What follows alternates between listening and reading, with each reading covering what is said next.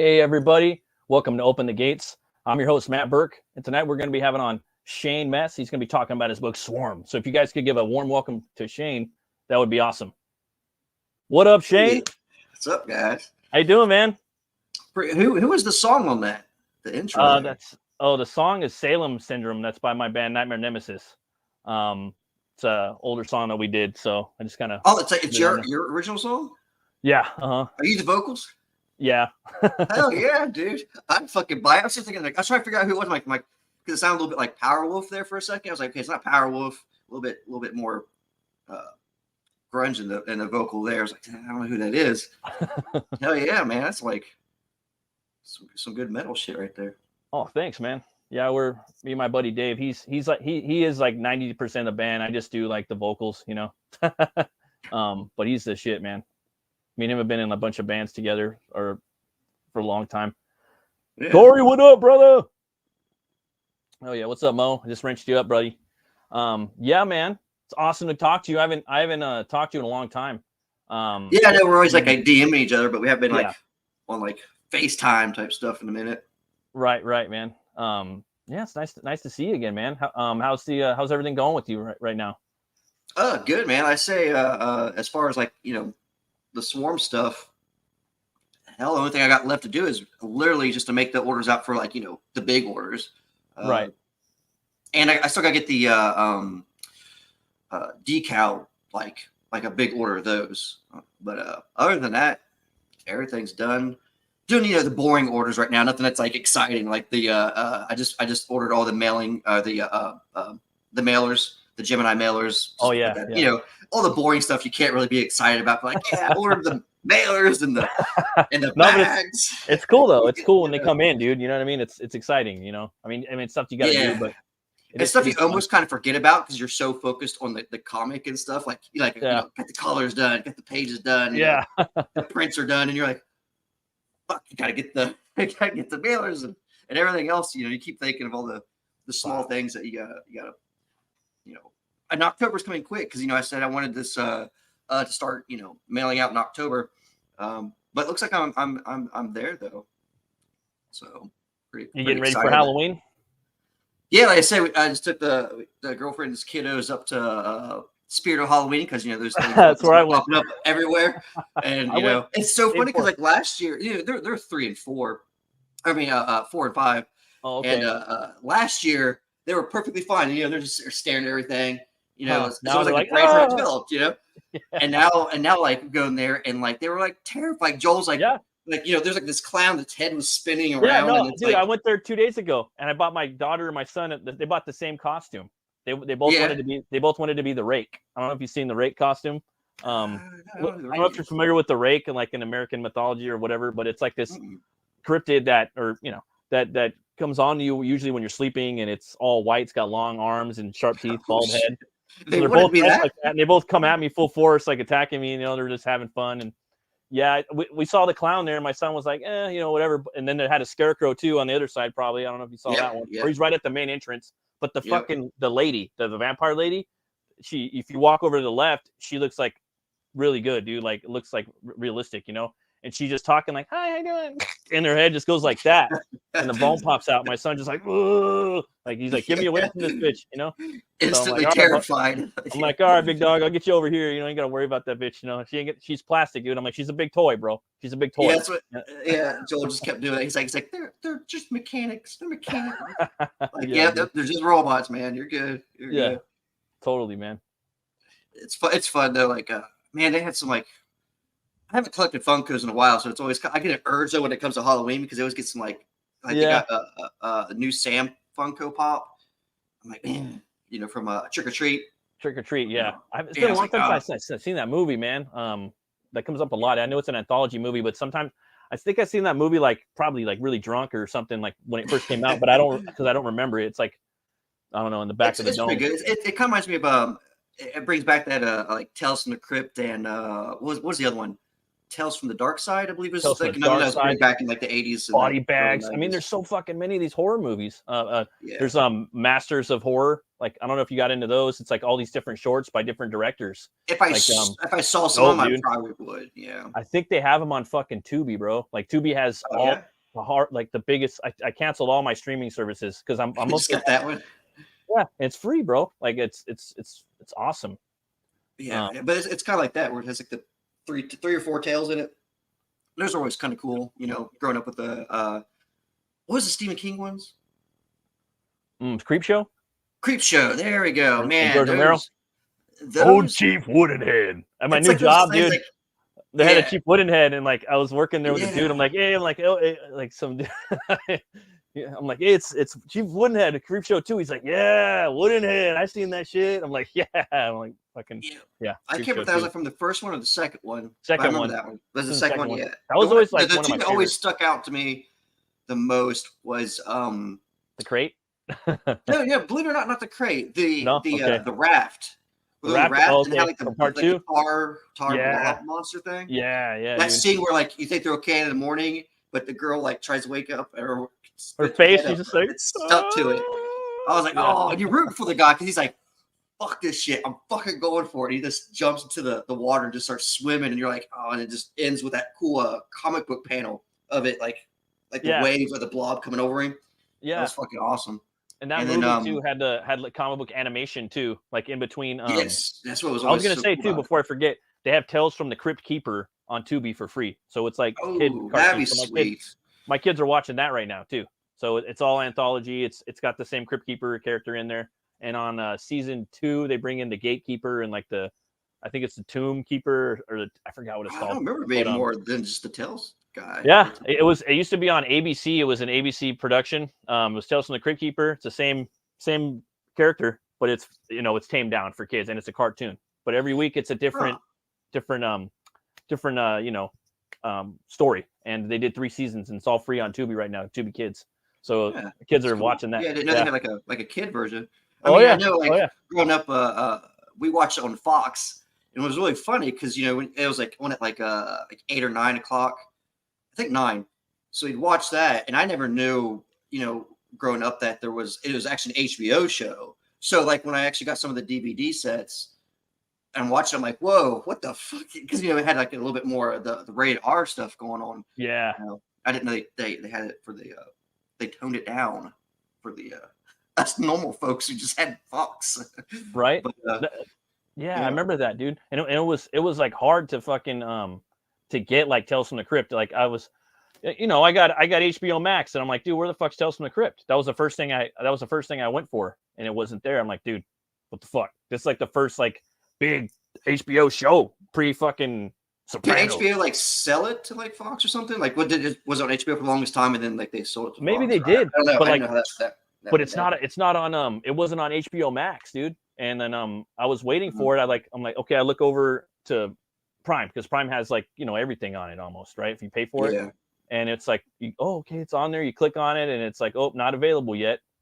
So I'm like, oh fuck. And then I was talking to I was on like a show of Pizza Medi, and he's like, yeah, I got all the fucking Tales from the Crypt. So I'm like, damn, I guess you could buy them now. So that was pretty dope. Yeah, I just go to Half Price Books and I look around and I find the DVD sets for like $10, $15 when I can. Yeah, I actually met I can't think it was. You can't probably see it on my wall right there, but I met the Crypt Keeper, the guy who does the voice. He was really, really cool. It was a couple of years ago, and he was saying that they were trying to pitch a new idea to bring it back and all that, and it was kind of in the works or in the talk, but apparently we haven't got anything. So then last I heard that they weren't even going to have him back. Like the last update I ever seen, they weren't going to have him back as like the Crypt Keeper, which is kind of dumb. Like he's the voice. Like why not? It's like Freddy, dude. Like you got to have him back. You know what I mean? Yeah. At least with Freddy, I mean, I understand like Robert Englund, if he wants to A, retire, or B, he's just getting too old to kind of run around as Freddy or something. But like Tales from the Crypt, I mean, he just sit in the studio half the time and do the voice if he wanted to, or whenever the puppeteer's doing his thing. Right. However they did that back in the day. But he was like cool. Yeah. Like he would if you wanted him to, like he would like record his voice on your phone so you can use it as like a whatever, like a ringtone or whatever. But he's like one of the cool actors that actually like do voices, because I came across a couple that like, now I personally don't ask people because I'm sure they get tired throughout the day when people's like, hey, can you do that famous voice? And sometimes like him, you know, like you think it would kind of start hurting because it's such a weird totally, dude. sound. That's a fucking scratchy ass, like, you know, voice, you know what I mean? Yeah, but some people, you know, they'll be like, what I've actually heard some people aren't even allowed to do voices because it's like in their, like, it's like they could be sued. I think I've heard that. Oh wow. Like certain voices, huh? Damn. The guy who did Oogie Boogie from Nightmare Before Christmas, he wasn't allowed to like do the voice, even though it's really weird because he just kind of sounds like himself. It's like don't talk, but it's my voice. Yeah, but like yeah, they can't. Now I don't know if they're allowed to do the voice, but just not say like the lines. I don't know the rules. Right. I never asked, but I'll be in line when people, you know, try to get them to do the lines, and they're like, not allowed. Disney will sue me. It's like, right. Really? That dude did the voice of him on the cartoon too. That's what I was gonna say. So it's pretty dope. Oh yeah, that's cool. So Shane, I've known you for a few years now, man. You and Joe Ball, like you guys really like helped me out with me starting up with that piece you had me do for Mothman. Mothman, it was a pleasure. That's how I met you, and we were just kind of came up through this whole indie comics gate, and we probably started about the same time, me and you, I think, right? Yeah, dude. So I've known you, you know, to me, you're like a brother, and but for other people that don't know who you are, maybe you can tell a little, you know, people that are watching that, you know, maybe on the replay, a little bit about yourself and who you are. Yeah, I'm the less famous Toad of the group. Of everybody knows the John Joseph Ball. Me and him go way back into, you know, high school days when we were just tadpoles trying to become kings of the frogs. But yeah, he would draw and all that stuff. I used to watch him sit there watch him draw Dragon Ball Z characters all the time. Dope. And so we connected through stuff like that. ECW. I'd go chill at his house. You know, at the time in high school, he's living with his sister. So we just all night we'd be like, you know, sneaking into his sister's alcohol, drinking it, and watching ECW. You know, half of the night we'd be drunk, just giving each other elbows off the fucking stairs. You know, that was for sure. Me and Joe's like connection. But that was the best time, the '90s, right? That was the fucking network wars, man. Right? Doesn't get any better than that, right? Yeah. So you know, Rob Van Dam, that was like the man back in the day. I met him, bro. He opened a fucking Rob Van Dam's 5-star Frog Splash Comics at Lakewood Mall. I used to work at Home Depot. Hell yeah. This was 20 years ago, right? And he comes in there and he's just buying some shit. And Home Depot was across the street from the mall. And I'm like, I knew he had a comic book store and everything, you know. And I'm like, hey, what's up, man? Like, you know, I see you on TV, dude. You're dope, you know, like whatever, all that shit. Cool if I get an autograph? I'm like, yeah, sure. I'm like, anyway, we got into the conversation of talking about comics. He's like, well, what you reading now, man? And I'm like, oh, I read Hellboy. He's like, oh, I heard that BPRD shit's pretty cool. Or, you know what I mean? He's like, I have to check that out. Yeah, and it was cool, man. He had like Booker T in there, and like big wrestlers would come in. They had signings. It was fucking awesome. But then, hell yeah, I don't know. It just didn't work out. It's closed down. But yeah, that's how it goes. But yeah, so you and Joe were watching the network wars, huh? Yep. Doing that, and then that was before we got like serious about like comics and stuff like that, and then. Skip forward.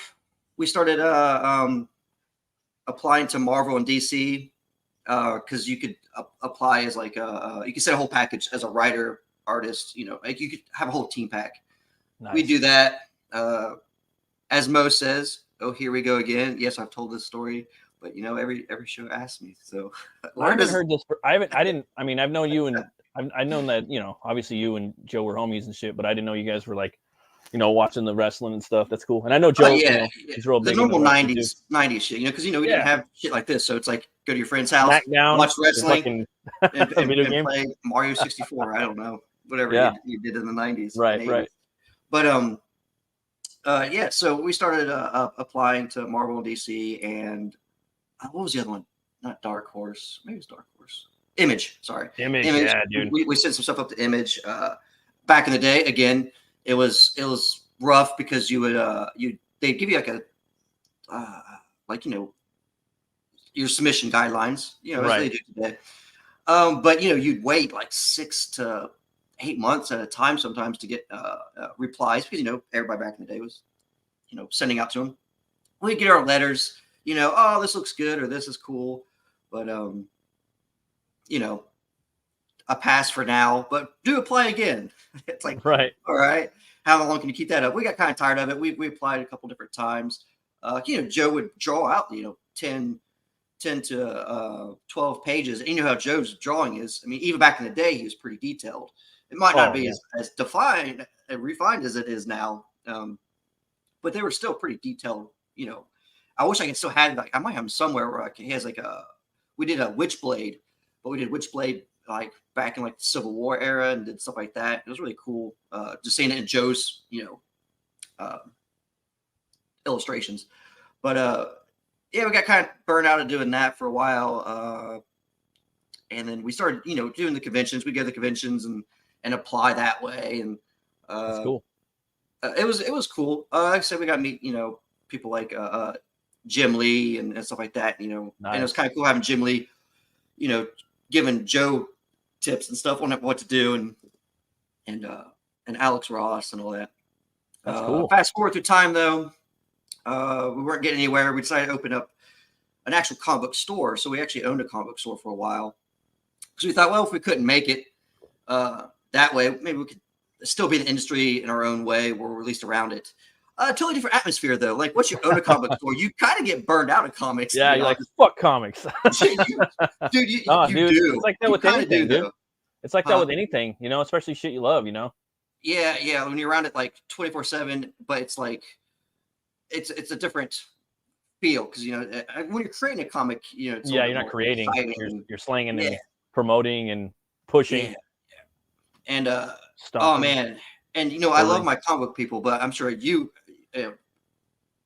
working in a comic book store, you have your regulars, and some of them will just drive you fucking insane. Oh yeah, I bet, dude. Like some of those people, they are not human. They are like you can see what they lack in these social skills. Right. And a lot of them are like, you had a typical guy that come in and he will talk to you for fucking hours about like an anime. You have no idea what the fuck he's talking about. But you're trying to kind of hit like, yeah, I'm going to go stock something over here. But the dude's like, and season 3. And then he took this ball and then he did the thing. And you're like, cool, man. But they'll talk to you for fucking every day. I'm saying they come in like every day. You're like, oh shit, here comes Max again with this fucking anime that I don't care about. But we did that for Joe. If you guys know Joe, that drove Joe insane. He'd be like, I gotta go outside, man. He'd be outside with like a fucking like beer and like cigarette and be like, fucking nerds, man. Yeah, man. They'll do it. I could tolerate more than him, but it was fun. But we did that for a couple of years. Yeah. Joe got burned out more than I did. But that's actually when he started writing Death. So that was no shit. That was like 5 years ago or so. That was before the CG thing started up and all that. Like before he was even 10 years ago. And yeah, like 10 years ago and shit, right? Yeah, it was a while ago. Because we owned 2 different shops at one point. But anyways, we finally dipped out of that. I went back into like writing like short stories and stuff like that. Nice. Started doing my own indie stuff on the writing side and just said, okay, get away from comics for a minute. Right. And I knew he was still doing stuff. And I think when he started getting into like the CG realm, I don't know his first projects. He would send me stuff like, hey, look, I'm working on this. This is kind of cool, because, best friends. So like, I'm like, that's pretty sweet. Right. He finally got around to being like, hey, why don't you come back into the comic side of things? And at first I was kind of hesitant. I'm like, oh man, I don't know, dude. we tried that shit so many fucking times.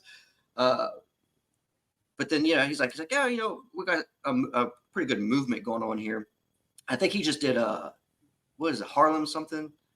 Super Harem? Super Harem. Yeah, that's what I think. That book was dope. I got that book. Fucking awesome. Yeah. I think that might have been the first one he did a full illustration of. It wasn't just like a cover or a print. Yeah. Because I remember him being really excited about that. Getting that out there. But yeah, so I jumped into the scene and I was introduced to people like Sim and the Diaz brothers and Swings, and our little group of artists and writers. And oh, brother. Yeah, all over. Yeah, Ollie right And there. this shit's like fucking taking off, man. Oh yeah. 5-6 Comics. No, yeah. I think they're like on issue 3 or 4 of Kryptonals. I think yeah, dude. Right. I got my artwork. I did some fan art for them, dude, and they printed it. In issue 3. It's fucking dope. Going in a comic store and seeing some published work in the shelf. I was like, fuck yeah, dude. I mean, I've had my book in stores that I pushed, but like that's in fucking a lot of stores like worldwide, so fucking hell yeah, dude. Thank you guys. Yeah, they're just building out of nowhere, which is good because like I don't know, I don't see 656 on much streams. I don't know where they stream, so like they reached their media somehow, some way. I do have them on like not Twitter, but they're on Sundays. They come on Sunday nights, usually at about 8 o'clock. Man, I just don't follow the channel. Usually 8 o'clock, like for my time, which would be like probably what's Pacific time, for me. And they have a show called. What time is it there for you right now? Right now it's 8:24 because I'm in California. Okay. So they got a show called Domingazos that comes on about 8 o'clock my time on Sundays, and then and then Ollie does work too with another group called Comics Way. Okay. And their shows come on usually Sundays too. Usually both those dudes have shows on Sundays. That's usually when they do. I try to follow like as many people as I can in like their shows, and someone just kind of slipped through the cracks, or I just haven't come across it. Yeah, sometimes fucking YouTube, TikTok, man. I follow them on you TikTok. Do? Yeah, I know, dude. I see Oliver post on there all the time. I want to start pumping up some fucking TikTok, dude. That's where a lot of people. It's getting bigger and bigger. It's not just fucking stupid, things. Stupid shit like I make, right? I just make dumb videos because. Well, no, I mean like challenges and stuff like that. Like they're doing. They're having teaching things on there where people are homeschooling their kids and all kinds of stuff, dude. Like it's really blowing up. They got a TikTok shop now, and I know that's kind of getting a little bit bigger. Hey, there. Well, there you go. There he is again. They post his site thing. Oh no, I thought he posted what his site was or his link. But and then he had like another book that came out, didn't he? They had the Undead Border, dude. And, that's what I was trying to. That one's fucking dope, dude. It was like like a good version of like I don't know. I would say Day of the Dead. I know I got kind of off topic on you. I'll let my energy drink kick in. Oh, it's all good, man. But yeah, like you guys, you and Joe, man, he's showing you a super harem, and then he kind of probably lit a fire of inspiration for you to start creating comic books again. Yeah, because I said he was back and forth. He would be writing death, trying to scribbling the characters out. Yeah, he wanted to make. I know he wanted to make something that was like a love of all the things he likes. Like he likes, Micronauts, Transformers. Yeah. What's the big anime? Berserk. Berserk. That's my first manga. My one I only order right now. Or he loves like all that stuff, and he kind of wanted to be like, well, fuck, these motherfuckers aren't going to hire me for anything. I'll just fucking take all that shit and create my own version. Mm-hmm. So he kind of morphed his own story. And if you guys know Joe, he's a big biblical person, so he puts in some the Bible stuff in there as well. Not that you're not really getting like a it takes from it. It's not like you're going to be being preached or anything. So right. For people, it's like, oh no, I'm getting a Bible story. Like, no, I mean, he has like the flood in there, but it's not like it's. He has some Judeo-Christianity like lore, probably stuff like that, right? Yeah. Like I say, he's got like angels in it, or his, like pretty much like what the Bible said. Like, so you got these characters with these fucking like thousands of eyes and just crazy shit, man. Like, I can't wait. It's so funny because I'm his business partner, and like, here's so many pages, but I'm like, I don't know what the fuck. And it's just crazy. He's like, hey, let's check out this page. I'm like, holy shit, like I don't know where it's at in the story, but it looks pretty fun. I got the color version, and I want like the other two. I will own the other two one day. I picked up the color version too because I just wanted to see what the world would be like. You know what I mean? I'm really into black and white, like a lot. Like the more you get into comics, the more you now appreciate black and color. But sometimes I want to see what the world looks like. I agree. And then you guys did Mothman after that too, right? Or you started working on? Yeah, I was saying, I finally got into like the CG movement and all that stuff, and got introduced to all the guys. And and for like a year, I would say I pretty much just kind of watched stuff. You know, I didn't really, you know, no, I mean, people still know who I am, but I slowly got in with some people, and I was like, all right, maybe I'll make a move and start a project up. But about that time is when King Toad was kind of coming around. Joe wanted to start a more of a corporation, and we actually started it up with Sweens. But yeah, so he kind of got more involved with like his own thing and family and stuff like that. So it ended up just kind of dropping back down to me and Joe, which is fine. Whoa! Hey, speaking of Mothman, what's up, dude? Motherfucker right here did me an awesome fucking piece. I think I have it in hand somewhere. I got all those ash cans that I got from you at the con. Yeah, that looks badass. Yeah. The Swarm ash can look badass too, dude.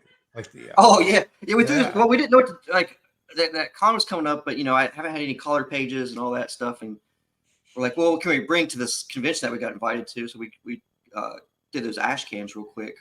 Dude, just super. Kind of Yeah, they look like super collectible, like some rare shit that they're like, hey. That's dope. Yeah. But they had other shit too. They had like what was it, like bottle openers, like all kinds of shit. Like we threw a bunch of shit together real quick. That's awesome. Condoms. They remember. had Swarm condoms too. It was insane. Yes, we did. Got the It said feel the sting. Yeah, it says. Oh man, that's funny. But yeah, we started King Toad, and I did Mothman for two reasons. One, we're all like in the Ohio region, which is pretty close to where Mothman thing is. Everybody knows Mothman around this area, so it's kind of a collective thing that, you know, it's an easy sell around here too, because you know I can go to the Mothman thing from like an hour away from here, about an hour and a half, and you know, advertise my biz. But yeah, so we did that, and you know, next thing was death, and then Swarm came about. Swarm actually, the character was from an old team book that me and Joe was working on way back in the day. Because you know, Joe keeps talking to me. He wants a superhero character. You know, we did the horror genre type. You know, we have a monster book thing. We have death, which is kind of like a big graphic novel, big story. Yeah, very metal going on. But you know, we want to make sure, you know, since we're building a corporation, that you know we have something for everybody. And we're like, well, I guess we need to kind of build on the superhero side of things as well, you know. Yeah. And that's kind of like something I wanted to do, anyways. So I kind of pulled around from some of our old stuff, our old characters, and Swarm was one of the characters I created for the team, and I pitched it at Joe as I kind of took the character, had my artist like redesign, because like he used to be like more of like this robotic, crazy looking thing, and didn't have much of a backstory, and I wanted to change that. And so I revamped the character, pitched it to Joe, and he's like, "Fuck yeah!" It's like, let's do this. So I was like, "All right," and yeah, so Swarm is where it is now, and that's another. I took a whole year of funding it myself just to get the product, you know, where it is, where because you know we got death in the works. I didn't want to have too many of our King Toad stuff out. That's, you know, I didn't want to have like two books being worked on. I didn't know how backers would feel about that, if that makes sense. Yeah, like, yeah, it's probably smart. Yeah, you don't have too many things in a pipeline, because then they're like, when are you going to fulfill? You know exactly. like, yeah. So I want to make sure I had Swarm finished, and that way people didn't like, well, I'm already back. Death. Is it finished? Another one. Swarm's completely done, or yeah, completely sweet, all done. Awesome. That's awesome, dude. If I got the Michael Yakutis cover proof. I got the Adam Miller, which if you guys know, Adam Miller is doing a CG trading card. Oh, nice. As well. So, that's dope. Oh yeah. He's doing like that kind of like Marvel masterpieces style. That's going to be a dope. Yes. Oh, that'd be badass. Yeah. So I'm excited about that. And then I also got, of course, I just got these in the Joe Ball proof. I like that. I like that. Yeah. It's like the throwback cover. I got it all in, all done. I said all I gotta do is just make the big orders out. I was wondering, Shane, you got a favorite metal band? I'd probably put Powerwolf. Striper. Yeah, I like Striper. Powerwolf and Ice. My dad. That's my dad's favorite metal band. No way! Shut up! I swear to God. The hell with the devil. And in a white lion too, is he?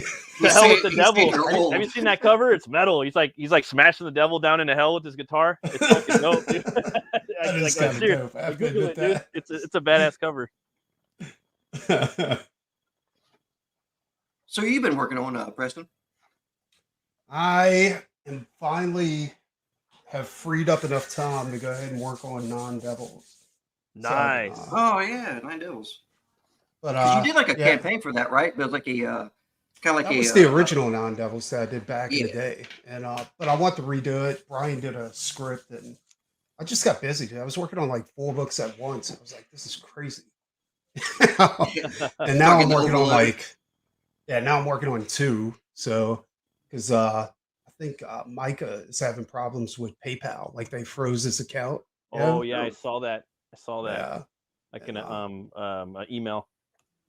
And they're fucking assholes. Like all night.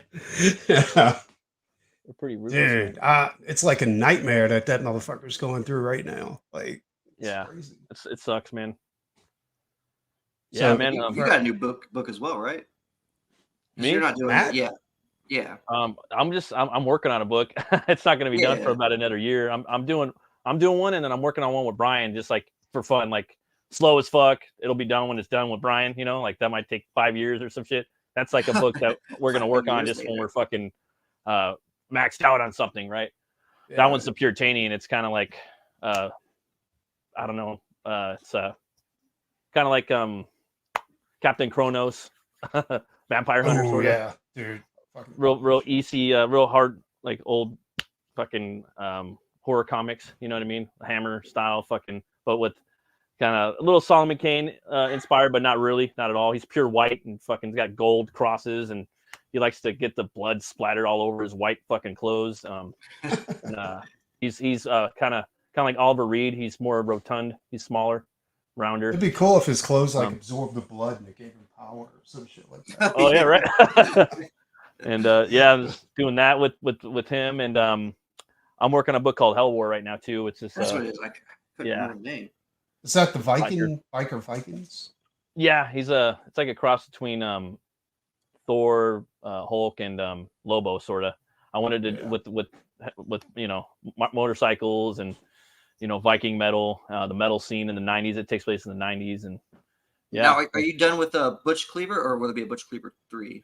There'll be a third one, but I kind of just wanted to take a break for a little bit, man, and just kind of do something different, There's you a need bunch to recharge your batteries. Yeah, that's why I asked Brian, like, if he wanted to work on something, and because I need, I'll probably have a third thing I'm going to work on too, just so I can keep doing things, It's so much fun. I noticed too, if I'm working on multiple things, I'm constantly like, there's energy just flowing all the time, rather than just like a robotic, like I must work on Butch Cleaver and get it done like 10 years straight. Like, I don't know.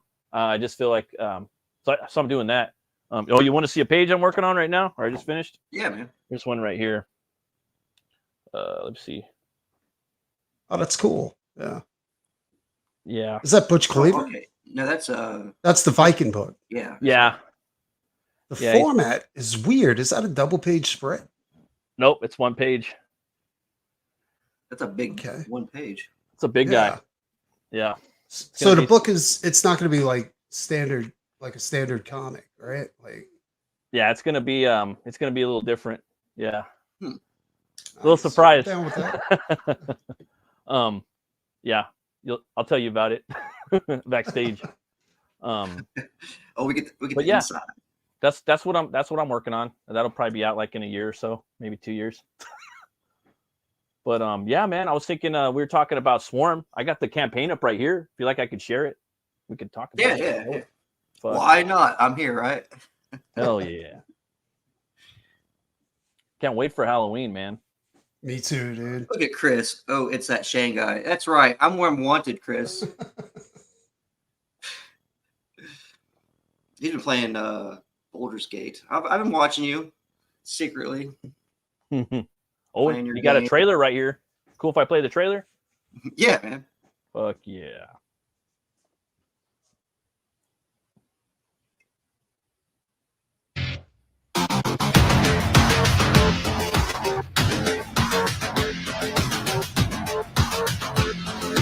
You did your animation. Oh, I just used off of a phone. I went cheap.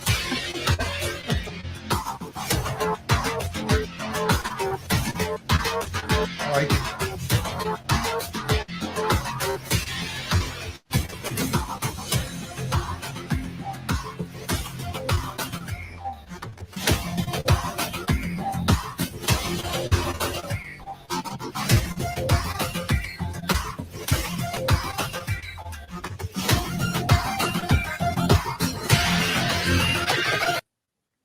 Love it, man. Love this Oh character. yeah, I forgot, Preston. You broke your foot or something, right? I see where Chris put that. Yeah, it wasn't really broken. I chipped the bone. Oh, okay. Doing something stupid. It's the stupidest thing ever, right? Like we just finished building this house. We're in the house, whatever. So the tub is massive, right? So but it's I don't know, dude. It's maybe 3 feet off the ground, some shit like that, maybe a little higher. And there's this stone border coming around it that comes out like that. It comes down. Yeah. Mm-hmm. I was getting in the tub, my foot slipped, and my back foot slammed into the corner of the tub. Oh, so man. I fall in the tub, and I was like, all right, don't cry or scream because you don't look like a bitch in front of your wife. Right? you didn't want to be the man. So I'm like TikTok. Cry. And I'm like, oh, fucking.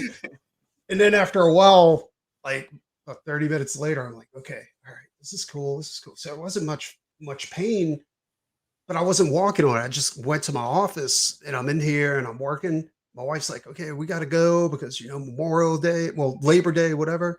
So I get out, I start walking around. I look down, my foot is like this big.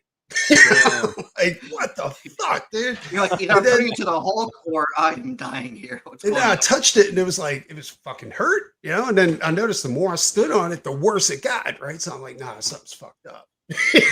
Damn.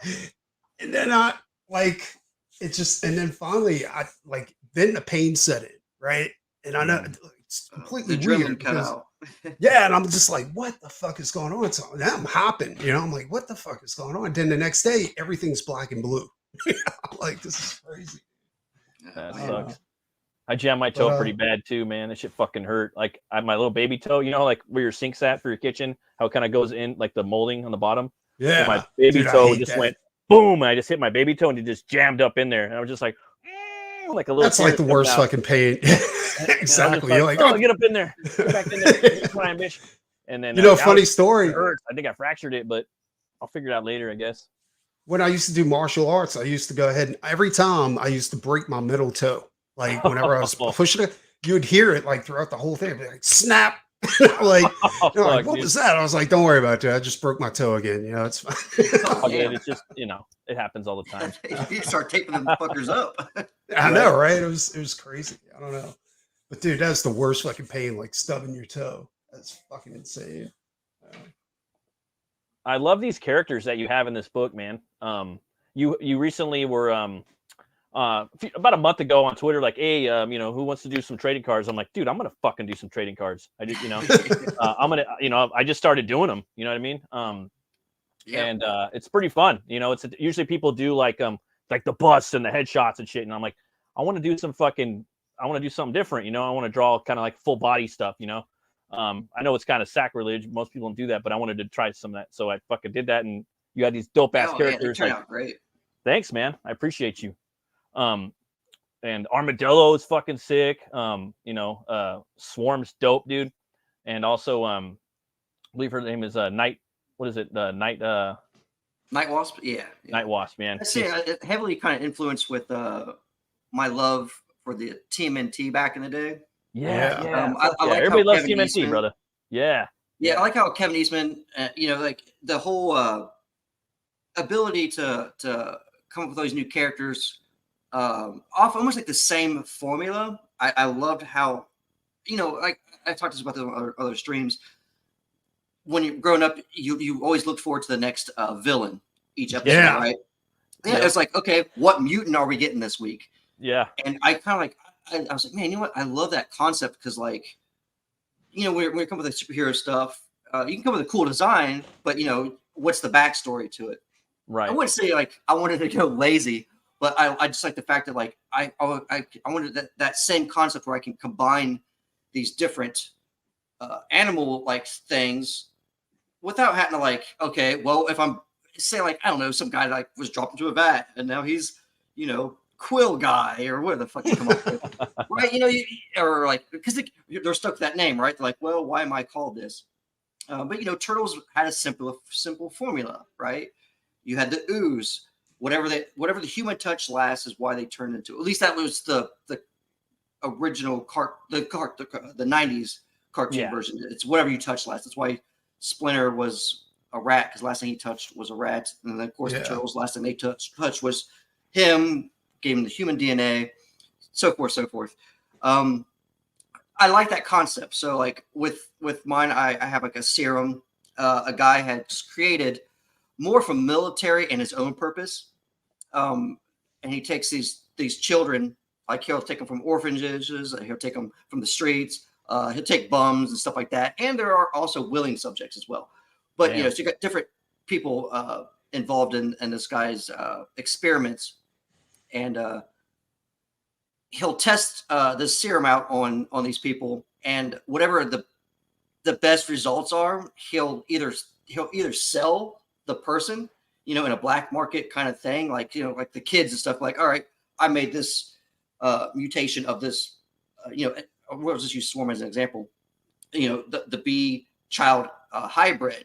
You can either, do you want to purchase the child, or do you want to in some cases here have the serum itself, where you can, you know, hey, do you want, for, you know, X amount of dollars, you can have your own army of swarms and stuff like that. So I kind of played a little bit into that realm of things, but like I say, it gives me that free range of being able to come up with characters. You know, like, what would you get if you, a human and a armadillo? That's where, you know, Roku came into play. And well, one thing Turtles like stressed was that the villain is more important than the actual hero. You know what I'm saying? Like, yeah, you look. It's kind of like Power Rangers back in the day when you were a kid. You know, like, you always look forward to, like, who the fuck's, you know, going to be the next villain for the Power Rangers. You got, like, this shark guy and shit like that. You know, it was just, they were cool. It was just cool to see the villains, and I kind of wanted to bring that to Swarm. Like, I just wanted that cool factor of and, you know, they still have story. They're not just, I mean, I didn't just, like, you know, bring in, like, the character without any, you know, story, like Night Wasp. They all three got different goals from what happened to them. They're all part of the same experiment, but they use it in different ways. Because Swarm, obviously, he, as against his will as a child, became Swarm. Now he could have went the villain route, or he could have gone, you know, the vengeful route, but he's deciding to use his abilities and stuff to find this organization and stop whatever he can from preventing more children be taken and becoming, you know, victims of this experiment. And then you have Armadillo, who's actually ex-military kind of guy who willingly took the injection, became Armadillo, and he's actually working for the organization to grab more kids, take more people. Damn. Yeah, so he's more on the evil villain motherfucker, side. man. He's like a straight up villain, bro. That's see, I didn't even know that. He's kind of my Bebop Rocksteady vibe. You know, he's kind of like the henchman. He's a big henchman guy. He's like, you know, pump me full. I mean, even though they were still unwillingly turned into Bebop Rocksteady, if you know the story of Turtles. But he was all for it, huh? Kind of like Bane a little bit. Exactly. So Armadillo, he saw this as a, hey, why not? If I can become this super, you know, being, use me. And then you have Night Wasp, who is neither in that sense, where she was used in the experiment. They didn't like the outcome of her abilities and what she became. And she was going to be executed, but she gets away.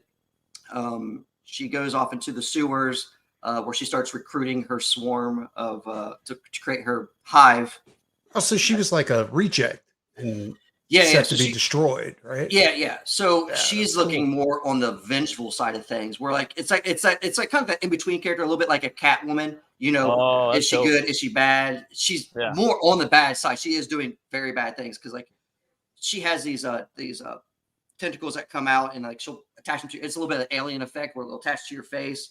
Oh, that's She shoves sweet. an egg. She shoves an egg down your throat, and you morph into these like zombie insects for her You want hide. to see a man get pregnant? Watch this. Yeah, right. Yeah, exactly. You buy me a drink. Yeah. So she's more on that vengeful side of things, and hates society at this point for what the stuff that's been done to her. So I have 3 different versions of what the serum is capable of doing. Scientists or simps. They yeeted her and said, "Begone that." Yeah, pretty much. Yeah. That's cool. Like I didn't expect any of those things like for the characters. You know what I mean? That makes me even more intrigued. Was Spider-Man an influence on this at all? I would say I didn't even think Turtles. I was thinking like Blue Beetle and Spider-Man. Yeah, me too. Blue Beetle. That's like from the get. I can see. Yeah. You'll definitely Well, get a touch of Iron Man. You're explaining it, and it's just not what I envisioned, and I like it even more now from what you're telling me. You're like talking Turtles and her backstory and fucking armadillos. Like I'm down. I want. You know what I mean? Like it's just darker, dude. It's a lot darker. It actually went to a point where I had to rewrite the second half a little bit with her because it got too dark. Because I did want to keep it in the realm of. Now I'm a Blue Beetle fan, but I'm more of the Ted Kord Blue Beetle fan. Before people think I don't know much about the newer Blue Beetle, but I like Ted Kord's just the way he carried himself, the humor. I like the technology that Ted Kord had. So you get that because with Swarm, you see how he has like a lot of stuff on him. Now I don't go too much in the first volume because first volume at 50 pages. I didn't want to go like. I didn't want to bore people too much with all the small details in the first volume. That's the whole point of comics. You don't tell the whole story. Right? But I will get into more about like his technology side of things, where he gets his tech from. Will be, damn. You always have like good guys like beat the fuck out of these tech geeks, right? And they always like had these whole facilities. You even saw this in Teenage Mutant Ninja Turtles, right? Like they'd go to the Technodrome. Beat the fuck out of Krang's villains. Why not use the shit that they have, right? Yeah. Like I mean, totally. you won the battle. Why not take? I always figured Donatello would use their shit anyways, right? I mean, that's what the Punisher did. That's like a Punisher thing. He would take the mob shit. He'd take their drugs and. I don't know if he'd take the drugs, but he'd take their guns and all that. Oh, shit. That was one issue where he took the drugs. Okay, there you go. But yeah, I kind of want where Swarm uses the tech against the enemy. So he has like his little nerd buddy who does a lot of his tech stuff for him. His own little like Alfred kind of vibe dude that's behind the scenes and creates his little bee drones. He created the pack that his little electric wings come out of and stuff like that. So we got a little bit of that in there. That also I needed to create those characters for dialogue purposes and stuff like that too. It's always nice to have your character talk to somebody other than themselves. Your microchip kind of too, from like Punisher had the microchip dude. He was really cool. He had the tech. He was the dude that had the tech, the fat dude. It was Newman. Newman played him in the Punisher with Warzone with Ray Stevenson. He had a quick part. Yeah. They kind of upgraded him though with the one for TV. He was like a skinnier, younger dude, but yeah, kind of like Alfred. Got to have that that buddy that's helping you out. Yeah, so he has his little buddy Kevin that does all the tech work for him. Yeah. Like he'll bring he gets the junk from the sites. I'm thinking like when I get to the volume 2, you'll see more of that side of things. I just wanted the first volume to be that big introduction of how he became Swarm and have the fighting, some villains in there and kick it off, but explain stuff as the volumes come out a little bit more. That's a print that's going to come with anybody who backs the all 3 books tier or if they back sketch cards. It's that's Joel. That's Swarm without his outfit on. He's just chilling. He's just chilling, reading Ace. That's crazy, dude. Like I didn't know who that was for the longest time until like I looked at the pants and I was like, oh, okay, that's fucking Swarm, dude. I was trying to figure out who it was, you know. I'm like, oh, that's cool. Yep, he's got the Honey Nut Cheerios vibe going on. He's got the little tunes. That's cool, dude. I missed your thing about the sketch cards.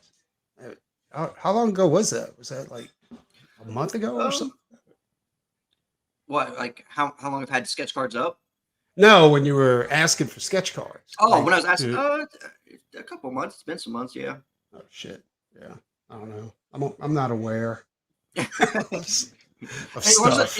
You know, the more people you follow and stuff, because I find like on like Twitter and stuff, like you don't mean to like not see other people's stuff, but you start following so many people that like you don't see everybody's stuff anymore. Oh, yeah. You almost have to like refresh and like stuff gets buried, like you know, and then the algorithm, quick. Like the way they set it up, it buries it even more. Like it's crazy. Some people I'm like, man, did they just like disappear? I'll click their name and like I'll say they post something like 5 minutes ago. I'm like, oh, okay, they're still around. But then it's kind of refreshes in my Twitter, so it's kind of cool where I start seeing their stuff again. You know, get that algorithm pumping again. This is a Joe Ball piece right here, huh? Or page right here, right? Yeah, that's one of the full pages. I think one of the first. That might be the first page you actually see. Yeah, you actually see. Love that shot, man. It's like epic, you know. Yeah. And there's a couple of his B drones. Got a little swarm behind him. But yeah, I think you were asking me the influence. Sorry, I got kind of wrapped up there. Yeah, you will get some Spider-Man, some Blue Beetle, Teenage Ninja Turtles. It's kind of the vibe I want to. Like I say, you see these guys. You see Armadillo out of his outfit at one point. Oh really? I was going to ask you that too. Are we going to see him out of his outfit? I don't know if I got him there. That page right there, you see where like he used kind of his little honeycomb. He like makes fun of himself because you know it's not actually honey. The explosion, it's like a sticky thing. You see there where Armadillo's arms like stuck on that left panel. That's when he actually the armor opens up and he comes out and takes him. He's like, we'll just do this man-to-man type style. That's dope. Oh man, I can't wait to get this book. So yeah. So you'll see Armadillo in his natural like form. You see Swarm in his mutated form, and I say Night Wasp in hers, obviously. So yeah. So you do see everybody not in all their tech. I know it is kind of weird. I got some tech heavy stuff in there. But yeah, I would say it's got more mutant aspects to it than that side. That's cool. It's got both, dude, and I don't know. It's pretty. I don't know. It's like I would say like it's teen friendly, right? It's kind of almost all ages, sort of. But that's cool. Yeah, dude. you're not going to have like so many dark themes in it, dude. Like you know, like it's not safe, you know. And like as a teen, you're kind of graduating or you know gravitating towards things that are kind of dark. You know what I mean? Like because that's just the way it is. You're into that stuff a lot. You know when you're growing up, and some of the turtle stuff was kind of dark. You know in the comic book form. Especially like the same thing with Batman and you know. What was the thing he just the last Ronin? That shit was crazy. That was great. Yeah. Super. I have it. I haven't read it yet. Oh, okay. I won't spoil it. Can't wait. I know what Matt's talking about though. Like the original Turtle series was kind of dark. Like they had a bunch of dark shit. Yeah. Mm-hmm. So like I don't know. Again, like I'm even more like I was interested just be like you sold me on the whole like you know like kind of visually like Spider-Man, Iron Man, you know like kind of like those old you know type characters and like I try to keep that in mind too. Character designs, dude, you know. But I had no idea until like you popped up on the show that these characters were something else, like kind of darker, you know. And it makes I think that just makes it even more interesting. Yeah, Matt's like, this isn't gay at all. Like, this is You can't make a cartoon. Hey, look, it's totally gay. Shit's gonna suck, man. Did you want to go over some of the tiers? Yeah, we can.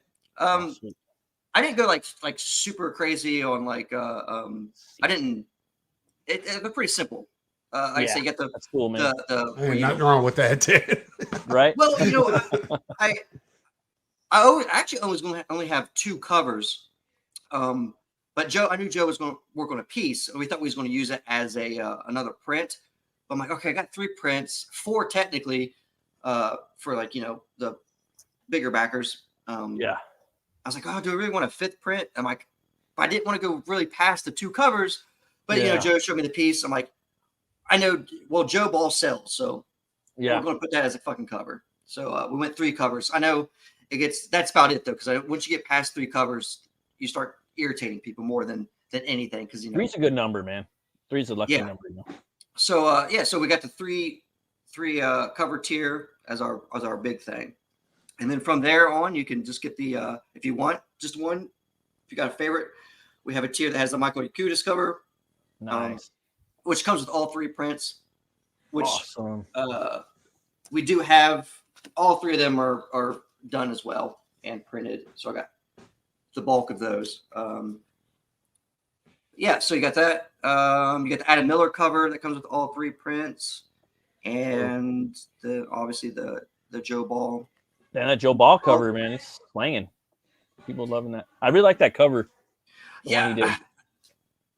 If I was allowed to have a 4th cover, maybe if I do a because me and you were talking like the reason I didn't do Indiegogo plus Fund My Comics, and it's nothing against Fund My Comics, just being a smaller creator, I'm still building an audience. I didn't want to put my stuff on too many platforms and then screw myself by the backers being separated, dividing them from like, okay, I get so many backers on Indiegogo, so many on Fund My Comics, and then maybe I won't be able to, not fulfill, but fund, because I kind of screw myself by having some backers over here.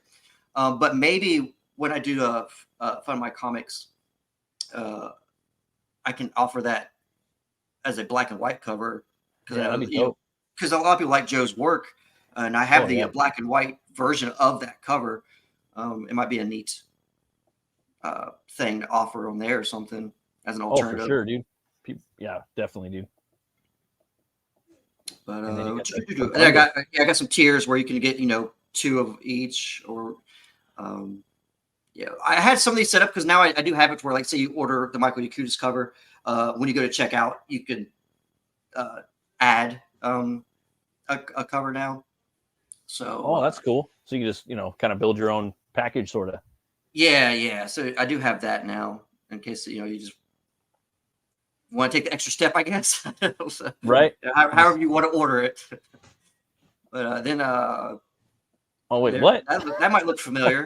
Your sketch card there. Yeah, I got 2 sketch cards, guys. Which I think your Night Wasp. Oh yeah, that one sold. Yeah, that's awesome, dude. Yeah. And then you got the Jason Bascom ones went really quick. Oh yeah, dude, I love Jason's style, man. Yeah, I want to get him on like a piece that's just for the book exclusively sooner or later. I think that'd be awesome. Same with you, because I always have you end up doing like a sketch card. Like say for Mothman, you did the trading card, which I don't know if people realize on the trading card for Mothman. I actually still get sales because I have it on Etsy, and I sell one to 2 a month usually. No Mothman. Shit, that's crazy. Yeah, and I put the trading card in a Magic the Gathering sleeve, and I always forget, the card has 2 sides because your art's on one side. And then Sims on the other. Yeah. So people who back that don't realize if they don't take it out of the sleeve, they won't know. It's crazy, huh? Yeah, but I need to get you on like an actual. Well, you did that one piece, so maybe we can do that as a print on the Fund My Comics one or something. Sure, whatever. I'm down for whatever, dude. Anytime, brother. We could put the original art on there. Make you a sale. Sure, or you could have it and you could put it towards the campaign. And then, you gotta get your slice of the pie too. Oh man, no, I'm honored, brother. He doesn't like pie. He's more of a cake guy. We were talking about that on the other stream, remember? Oh wait. Then we got the John Ball sketch card. Everyone calls him Joe Ball. That's false advertising. I know it's so funny. I put John on there, but because like around here, it's John. So it's so weird because like the online community goes more with the Joe thing. With the Joe, I don't know. It just sounds Joe Ball. Yeah. I don't know. It just goes good. That's what you guys are just used to. Around here we have like 5 Joes that we know. So everybody's because we actually don't even call him John around. It's actually JB. We call him JB because we got JB, we got Bruner, we got Joe Ball. Sounds like a name, dude, like a character in a book. He sounds like a character. Like Joe Ball would be Swarm's real name. You know what I mean? Or an outlaw. Well, that's Joe Ball. You know what I mean? Joe Ball. It sounds like a character name because it's like it's the word ball and like the word Joe. You know, it just fucking you can't you can't change it. That's his name forever. It's funny because it's almost like a Clark Kent feel. Because I've had people be like, John Ball, is that Joe Ball? I'm like, man, it's kind of weird that people don't put that together. I guess. It's yeah. It's like glasses on, like, nope, it's not me. Hell yeah. You got the OG art too. $5 right there. Yeah. They want to buy that and then get a card. I forgot from Joe. There's only 2 Oh, left. I forgot. So. The sketch cards also come with these little boxes. Yeah, you got those boxes, huh? Yeah, it's kind of a neat little thing to do. That's one thing I like about you guys. Y'all go all out, dude. Yeah, like, dude. Those boxes. I try. I definitely try, especially on like it's kind of hard on a budget. You know, like I wanted everything done, so so I did everything out of pocket. Wasn't too hateful on me, you know. I'm just glad I didn't break a leg or anything this summer. Oh, the next time I run a campaign, I'm tapping you, dude. Like, right? For spiritual guidance throughout getting Same here. crap together. Oh man, I know, like because you know the weird, you guys know how it is. You know how campaigning goes. People are like, well, why didn't you ask for this? Because, you know, obviously, you know, I set it to 3K.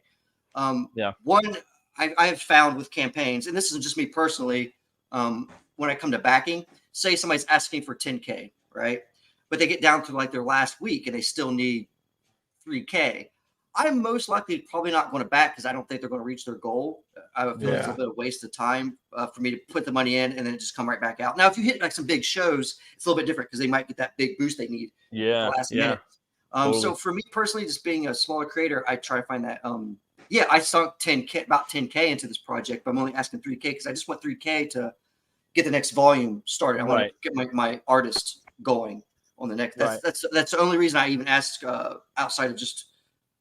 Well, I'm not even talking about that. I'm talking about all the cool shit y'all managed to come up with. Oh yeah, one of the hardest things is brainstorming about what can I do to separate this campaign from every other campaign out there. Originality, you know what I'm saying?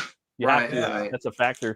Something. With Road Trip, it was kind of easy because I was like, well, we got a theme song. We'll just get a vinyl album cut, you know, or something like that. Yeah, that was dope. And get a badass car too. Yeah, well, yeah. That was the best trailer ever, dude. Still, I think it was good. Yeah, we fucking cash out of the ass on that one. But we tapped every friend we knew on that one, dude.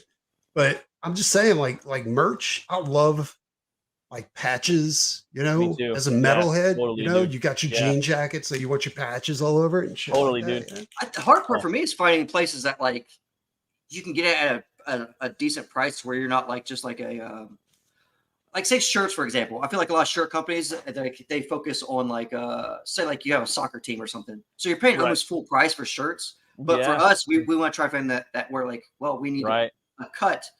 And a lot of places, man, it's so hard to find like expensive. Like patches are like $500 usually. Like, for, like, well, the way I offered shirts on one of my campaigns, I think it was the first the one that failed, the Doc Salem campaign, was I planned on making no money at all on a shirt. Now but this is what I was going to do: open a TeePublic store, right? Yeah. So the price of the shirt was shipping, and the price of the shirt off of TeePublic, and then TeePublic's automatically going to send you $2 back on each sale of the shirt. Right. Yeah. You see what I'm saying? So you were going to make your money, and then TeePublic just mails it out, and you don't have to deal with the hassle. All the fulfillment and inventory. And if you do like a black and white shirt, you ain't got to worry about no fucking continuity or like discrepancies with the colors. That's pretty welcome. Cool. That's like for me, I'm going all black and white for any t-shirts I make. It's like, well, hell, it's like black and white. $15 to $20 extra per collar once you get past like 3 in most like companies. Yeah. I'm like, damn. I'm like, what year is this? Like, we haven't figured out how to make fucking cheap t-shirts yet. Come on now. That's crazy, dude. It is, man.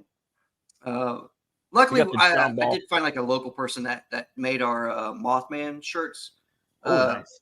Yeah, we have like an actual King Toad site up now. So we're going to build on that. Yeah, hell yeah, dude. Like eventually we'll have like, we'll eventually have Death on there and Swarm and stuff. I mean, we'll eventually gravitate towards that. But we all know like how this goes right now. Like, you know, it's Indiegogo and stuff like that. It's kind of like it's take a while, dude. You know, you start like I think Swarm's like it has everything. It has everything it needs to be like a big book someday. You know what I mean? A very successful book. Like to me, it sounds really fun, like a fun read. You know, I'm not just saying that because you're the homie, and I think it looks cool, but I think it's something that I would like to read and stuff, and I can see other people reading it and fucking buying it, dude. Plus, as a comic company, you guys aren't doing bad. Like y'all moving at a good pace. Oh yeah, fuck yeah. Oh yeah, I know. Like that's coming up to, I don't even fucking know at this point. 88K maybe. Is Joe? Yeah. Joe did awesome promoting and going on like channels and How close is Joe to finishing? Pretty close from what I understand. Like I say, he shows me pages, but again, I can't tell you like. I couldn't tell you page 15 from page 108 when he shows them to me, So I know like he's coming up towards the end of actually like finishing the. I think he might actually have all the pencils done and just doing like some of the inking. And he's got to do colors too, huh? Because he's doing 3 different novels and shit. And there's a lot of like. As far as the coloring, I couldn't tell you how far he's on the coloring. It's a massive project. I can't remember if I got the black and white or if I got the color. I got the color, and I was just like, I'm gonna get the black and white later, and I wanted to get all 3 of them just because it's something. I know I want the biggest version possible because sometimes Joe's work can be kind of cluttered. I didn't want to have a digest size where I'm like, I want it big so I'd be able to like look at it. Yeah, I said, man, I can't. We're getting to that exciting point because we started King Toad. I think it's been like 3 years now, and we're finally getting to that point where we're so close to having products really start hitting hands. Like I said, we did Mothman, which I love Mothman. I know it's a little bit more of a niche thing because it's a monster like book. I actually have like more than half of the second one finished on that. People love it, dude. People like love Mothman. I'm kind of waiting for once I get Swarm out next month and it starts hitting hands to kind of gauge what people. If I should do if my next campaign should be Mothman 2 or Swarm Volume 2. It's going to be kind of because it's a big commitment for that season because how we do this. It's a season thing. Like when people's like, oh, it takes the guys a whole year to come out with the comic. Yes, because we are independent. You're relying on colorists, inkers, the pencilers, the printing, the build up, you have to run a campaign. So it takes a whole year for just one issue to come out. And the headache. And the stuff that comes in between. I'm one of those people, I'm pretty driven. I'm a pretty workhorse in a sense. So I don't try to like anything that comes up affect the campaigns that I'm running the best I can. You kind of have to be. I've seen people who's like, oh, I jammed my elbow on a counter today. I can't, I'm going to be 10 pages late now. It's like, fuck off. Get the shit done. But there's like some people do have some serious stuff that comes. Or I hurt my foot in the shower. So. But I want to be one of those people that I just get the shit done. I mean, I'm just the writer. I'm just the writer, so I can't say much on that. But I do want to make sure like it's still my responsibility to make sure my artists that I hired, contracted, they are doing what they're doing. If they're not, then I'll have to find the best way to keep the artists honest. Don't pay them up front. Yeah. I mean, The way I did it, I usually do like a percentage type thing. Like, okay, I'll give you some to start off, and then milestones as they go. Also, my main artist, I got him off of Upwork, so it's a whole different contract system there. And not that I don't mind CG people, but it's kind of hard to like find people that's available for a whole project. Yeah, a lot of people's like working on 3 or 4 books, and a lot of those guys think they can take on more than a book or two. Next thing you know, you're sweating because now you're like, well, fuck, this guy's behind on stuff. And all I can do is kind of go on a stream and be like, we're behind. I didn't want that starting off in my career here. So I did go do a little outside source on that. I know like the covers and stuff like that, it's different. Where it's like, something they can do. Are you fucking traitor? Yeah. Yep. But you got original art up here too, huh? Joe yeah, Ball and Michael Yakuta's covers. Yeah. And he worked for Image Comics for a little bit. That's Michael dope. Yakuta's. Yeah. We sold the Ace Swarm piece moved. Nice. He did that one as well. It's one of the prints. And it comes with the 3 prints, the cover, and the fucking the volume with that $500. That's cool. And obviously, it comes with everything. That's dope, dude. Some people don't do that with their art. They just kind of say, "Hey, here's your fucking art." You might as well, because I look at it this way. It's like it's not costing you that much for that extra book to be sent out. If people's willing to spend $500, especially in today's economy, if they're going to spend $500, you can put a fucking copy of your book in there. Like, get in there. My opinion. That, and I always thought it was like with the drawn-ins here. Like if you're gonna, like if you put a drawn-ins here up there, you should also include the artwork that they're going to be in. Oh, you know what I'm saying? saying? Like actually like the page or something. That'd be cool. Yeah, that's a lot of money, dude. Well, you're at 35. Or wait, you're at 3150. Yes. We made our 18 we made our left. funding goal. Yeah, we'd be cool to get this up to 5K, man. You know what I mean? Yeah. I'm definitely going to put it in demand as well. And that way, I can hit more shows. Yeah, and get the word out there. And people are there's a couple paychecks, a year where people get paid 3 times a month. That happens twice. Yeah, well, that's once coming you get the up books, once books start hitting. Sorry, go ahead. Oh, I was just saying, like there's that, and the holidays, people are going to be getting stuff, gifts, believe it or not. Man, that's the cool thing about in demand for a bit. You know what I mean? Like people will go in demand, and then also you have said product, and then you're going to ship it out too, and then people will start doing reviews and whatnot. So yeah, that's when people start getting a little bit more interested as well. It's like once this book start hitting hands, and they're like, "Oh, is this book available still?" Kind of thing. I mean, I've been guilty of that before. Like, especially being a creator, like there's so many books you want it back, but when you're doing a project, you're like, I got my budget that I can't back. Exactly. Same lot here, of books. Man. So you always kind of hope that people go in demand, so you can eventually get there.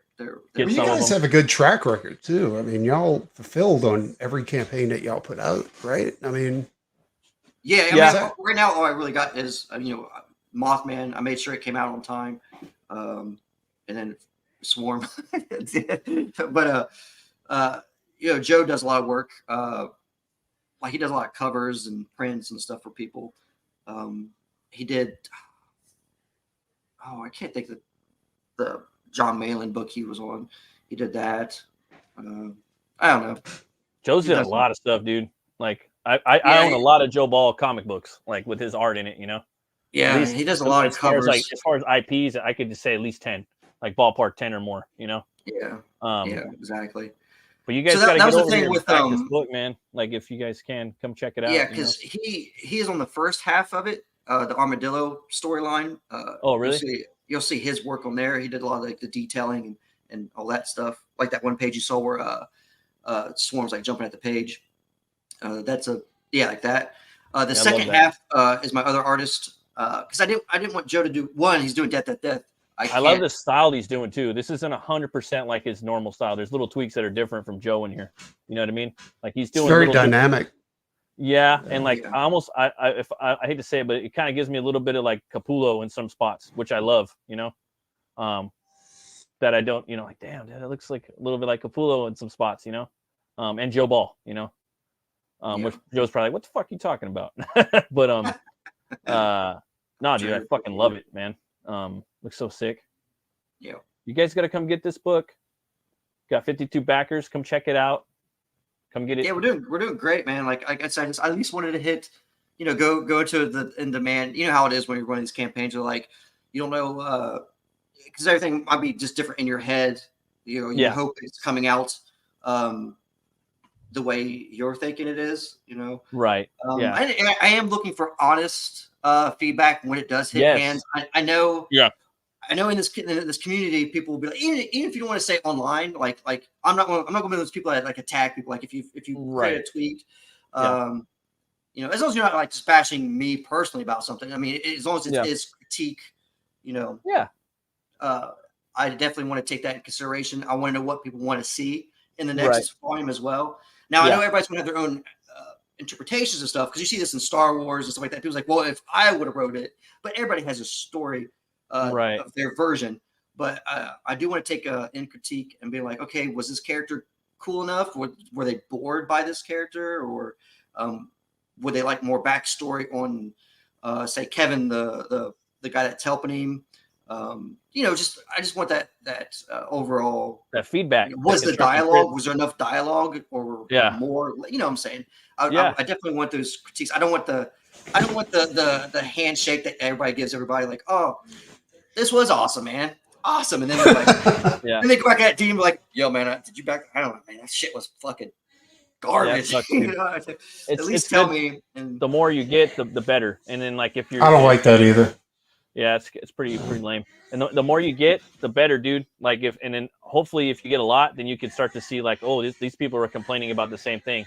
You know what I mean? So, I got myself a track record right here. Then maybe I want to tweak that. Maybe I don't, but maybe I do. You don't want to go into your second campaign and then wonder why you only got half the backers. You know, exactly. Sometimes a lot of people they build it, dude. I want to double. You gotta be careful. I think there's some people like they funded right and they get excited. And they're like, oh, you know, people say my book's great, and then they also up their goal. Yeah, I'll see a campaign that was like, say, like I did 3K, and say everybody's saying, oh, this is awesome. I'm like, I want to try to make a 10K next time. Yeah, like, exactly. Not there. Yeah, you're like, what happened? Yeah, it could have been. Maybe people weren't as into it as you thought. You got to kind of still, at least for a while, you know. People are afraid to do critiques, dude. You know what I mean? I mean, I do reviews. I review the book. I don't sit there and go under a microscope with my fellow peers either. You know what I mean? And I ain't nobody either. I'm a greenhorn, so it fucking doesn't matter either way. But I'm gonna go in there and I'm gonna review it, and I'm gonna talk about the shit I like. But we need more critics.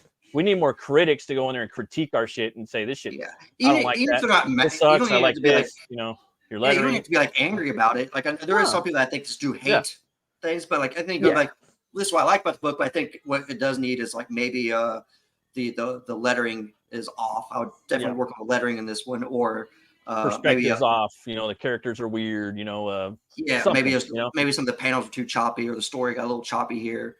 Yeah, you know, just stuff like that. I think is definitely would help at least me as a creator to hone in a little bit on something maybe I'm not seeing. Yeah, I don't mind if people hit you with the Neil Adams critique. You know what I'm saying? Like whatever. Like if people talk the same, I'm the same way. Like I love it when people talk shit on my stuff. Like personally, like I love that shit. I will say this, like I don't take everybody's critique. Like here's the deal. Like I got a handful of people that I know will be honest. You know what I'm saying? Right. Because some people will just critique you just to be heard. And you don't want that's what I was trying to get at. Yeah. Like they'll be like, well, this sucks because of this. And then you're like, what are you talking about? You know? You know? But yeah, dude, like that's one of the biggest mistakes I think creators make is that they'll post something to a public forum and be like, what do you guys think it is? Right. And then you got like a fucking 1,000 people hitting you all at once with this, and this, you know, because they want to, you know, but nah. Dude, and they're like, who's this motherfucker? And then you go look at their shit and you're like, doggy. Exactly. And you don't want to say it. You're like, dude, like, my kid draws better than you. You know what I'm saying? And we know how the online community is. I always try to take the approach. I try to be as a professional as I can't, you know, speak for everybody. You know, if something comes out, you know, I might have an opinion on something or somebody tweeted, but I look at it as I have to look at it as a business side of things. So, like, here's the deal. Like, I was looking at those ash cans that I got from you, and I wouldn't have taken them if they were garbage. I'll be straight with you. Like, they're like, I ain't doing this, dude. You know, this is kindling is what this is. But like, it definitely gave me like a 90s indie vibe. You know what I'm saying? Like, it wasn't like anything mainstream or image or anything like that. Yeah. But it did feel like really like indie for like 90s. You know what I'm saying? And that's not a bad thing because 90s produced some really good indie art, dude. Like it was and there's I mean it's crazy. Like I don't know if like where are you trying to go? Is what I'm asking. Like, are you trying to go mainstream with the look of your book? Or are you trying to go like indie with it? Yeah. I just I guess we're just trying to build where King Toad is stable enough for itself. I think obviously, having Joe as a business partner helps. I'll be straight with you. Like, one of the companies that I really like is Scout Comics, because every book in there, there's no house style. You know what I'm saying? Like, everything is it looks as different as all three of us here. It's all three of our styles. You know what I'm saying? As far as what we do for books. Yeah, that's kind of like with King Toad. Like, we want to make sure we have enough products that can hit different. We didn't want, it's not like a company that's just like here's our monster book. We just do all monster books. Superhero. We all do superhero books. I think that's just obviously too just different ways me and Joe's brains work from each other. He wanted to do a this big gothic death book. I mean, I think I'm perfectly capable of producing something like that, but I'm not an artist, so that cost me a lot of money to sit there and hire somebody to do a 300-page book of my idea. I'm very affordable, so if you Chris is like, I shall take that challenge. But yeah, I think with King Toad, we just wanted to provide just different variety of products. See, I like that though. I don't like house styles. I think house styles are garbage, dude. Like, good to have the different options, Exactly. Like, and you they're want fun, variety. Exactly. Yeah. That's pretty much what we're doing. Just a different variety. How we even got Ace has kind of jumped on with us a little bit. I don't know how the Ace. How involved he ends up wanting to get later on. But we threw his book up on our site. That's cool. We did a crossover print for Swarm. And campaign looks dope. Yeah, he's down for having Ace appear in Swarm. Like, I was thinking about doing a either at the end of the book or an in between the book, where it's just like it's a 4 to 5 page kind of. I love crossovers, dude. Even in the indie scene, like, I don't give a fuck. Like, if my character, dude, the indie scene's the best. Yeah, I don't give a fuck. Like, even if it's out of context, well, it's then, it could be a different fucking universe. You know what I mean? Like, I could have a million different universes of my character. Yeah, well, it helps cross promote. Exactly, dude. Maybe that IP didn't get. You don't know what it is. So if you can splash it in a book somewhere, people are like, well, where can I find more of this? Who is this? I want to do like a 4 or 5 like little page crossover where it's not really tied into what's going on in the volume, but just something that we throw together for fun, where either Swarm and Ace team up to fight a Swarm villain, or vice versa, where it's one of his villains. Maybe I can't remember his name. Forgive me, Ace, but the shark, the space shark guy. Mako. I think Akuda. I think Akuda. Yes, thank you. Akuda. That'd be a cool little crossover. Maybe Swarm and Ace versus Akuda for like a 4 or 5 mini page at the end. I think that'd be kind of neat. It's cool too about the cryptic legends is you could do different cryptids. You know what I mean? With that.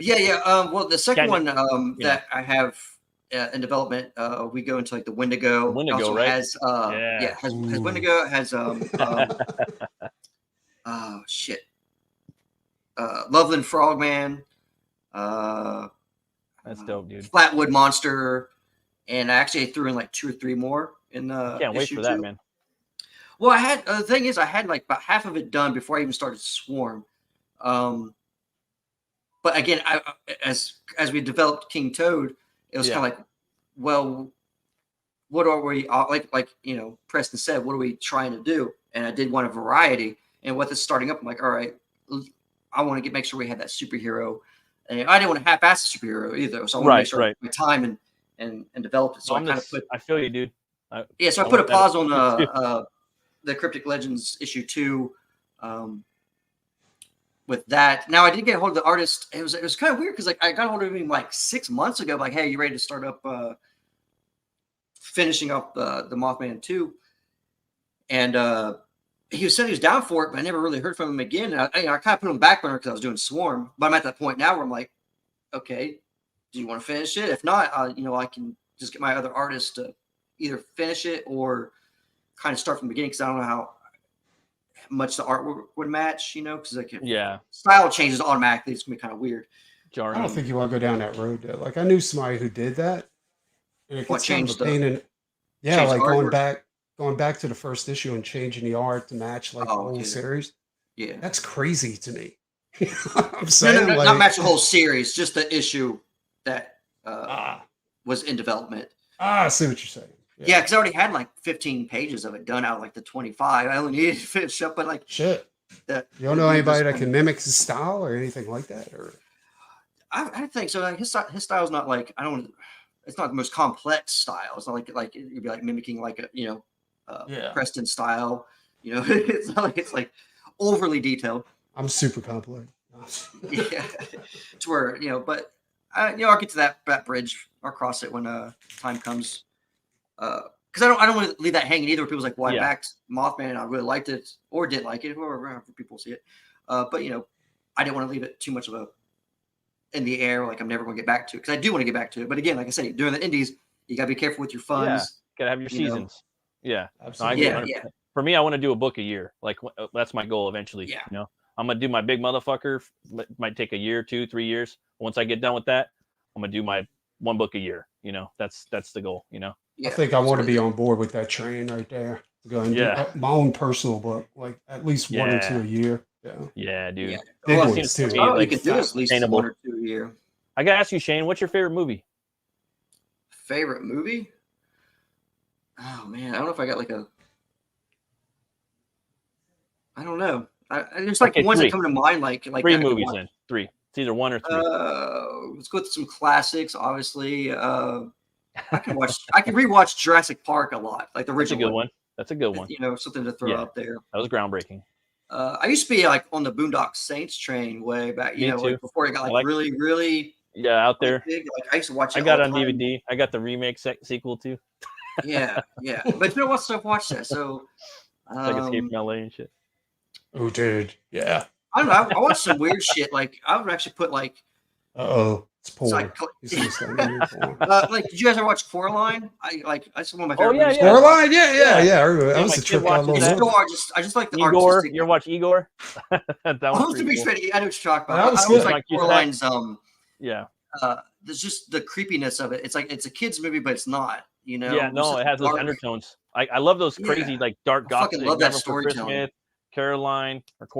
There's a bunch of them too that are in that Dark genre.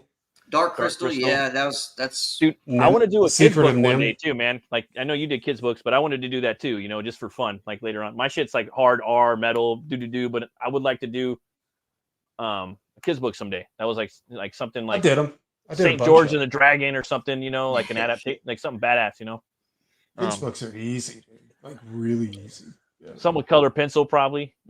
Learn how to use color pencils and I don't know. It's just something cool, Another thing I wanted to do is I wanted to put a pop-up in the middle of my comic book. Right where there's the main splash in the book, I wanted there to be a pop-up. They just open up and there's blood. Yeah, just a big fucking fight, like a big punch or something. I remember Lepresti had a whole book that he fucking did for DC, but I wouldn't want that. It was a pop-up book, but I would just want maybe 1 or 2 pages where there's no one. I've never seen that happen in actual floppy or even a graphic novel. I know that'd be kind of crazy. Like just open up at one point and like maybe a whole page. That'd be kind of weird, wouldn't it? Like the panels, right in the middle of the book, the biggest fucking thing in the story. Maybe 1 page or 2 pages, 2 big events. That was like big a hardcover to make that work because you need that stability. Like the paper has to be like the weight and everything and the origami of it or whatnot. That would be fucking amazing though. Like doing something different, I think it'd be kind of cute. That should be awesome when a human head just pops up out of your book. The head explodes, all the blood. It's like kids start having heart attacks everywhere in the middle of this kid's book, and a big fucking head just pops up. What the fuck? Mom, there's a head in my book. Shut up. See if you can get into the libraries too. That way, right? The kids section. You got a favorite beer, Shane? Favorite brew? I'm not a drinker, man. I don't know. No? I just never. I got a million people that come on here. They don't drink shit. They just like, nah, dude, I don't drink. But I was asked, what do you drink? Do you drink soda or anything? Or man, dude, third shift life. So man, it's energy drinks for me like every day. Be careful with those motherfuckers, man. Yeah, I give myself 1 energy drink a week. I allow myself either like 1 Rockstar or 1 Monster, and I'll do that on my Friday night because I work 6 days a week. So my day off is Sunday, and that's family day. So Saturday night is my Friday. It's my last day. So that's the day that I'll hit my energy drink. Like I'm gonna get some drawing done tonight. Like I'm gonna fucking make sure that shit happens. You know. I work nights, so like I'll drink my energy drink, and then that way I have enough energy to get through the night. And then my routine is work. I hit the gym for an hour after work. Fuck yeah, I'm about to do that too. Like not the gym, but exercise. He's like, fuck the gym. Yeah, but so I need my energy drink. I don't do the gym. I tried doing the gym, and I went for like 6 months, and then for the next year and a half, I had the membership, but I never used it. So what I do is push-ups and sit-ups. Dude, that's what I do every morning. Like really? Like right after I get out the shower, I like fucking do a bunch of burpees, you know? Oh, okay. And, yeah. Those are brutal. I'm telling you, dude, and fucking push-ups, and it just keeps you in shape. It works your core so much, dude. Like exactly. I mean, for me, like I'm out of shape. Like I'm normally like 175. Right now I'm at like 205. It's like easier for me to do that and put on my JBL and just have like fucking like some metal bumping. Yeah, like fucking machine head, like rolling and fucking just. Yeah. I can just go right from work to gym, so it's just still morning. Yeah. You know, I gotta work at 7 in the morning, and I can just hop over right across the street to the gym for an hour and then go home. Yeah. That's now, I find it hard. Like, say it's my day off. I'm always people like I can't go. Rarely can I get to go to the gym. You know? We got to rest too, because I heard that like a good part of your mass, like the muscle building, is in the sleeping time. Is when you sleep. That's when your muscles grow. So I don't really care about building putting on that shit. Yeah, I don't either. I just want to like be like strong, like have a strong core. I guess like that's the main thing. Like a strong core. That's strength training, like. You know, to be honest, the way I came up with all this is I was watching like YouTube videos on Jailhouse. Those guys don't have shit. Look how built they get. They just do burpees all fucking day, dude. They're ripped. Yeah, dude, they're fucking huge.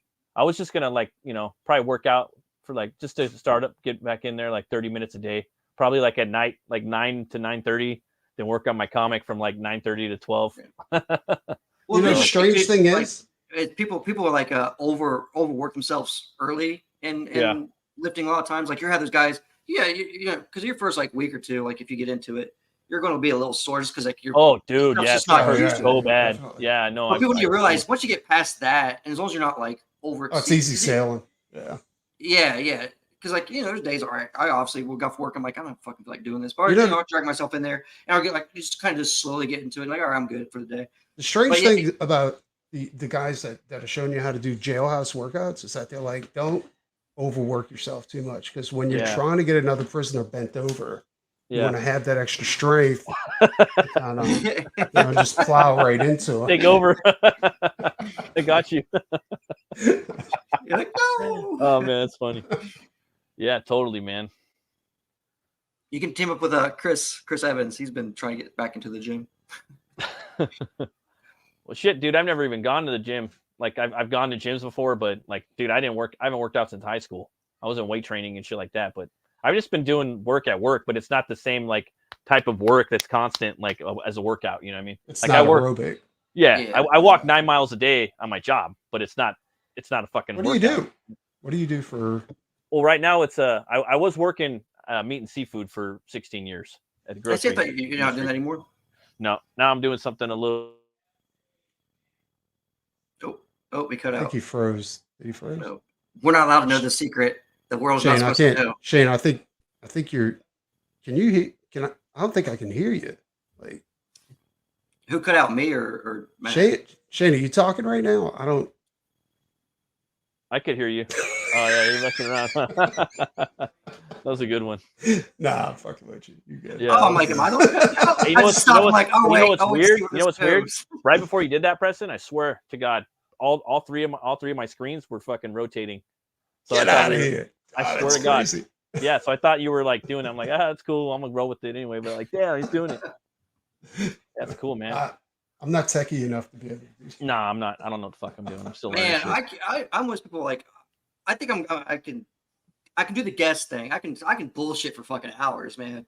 Yeah. About anything. You want to talk Star Wars, horror. I'm good at it. But as far as set these damn like shows up, I suck at it. I don't realize like. Oh, me too, man. Maybe I just don't have a knack for it.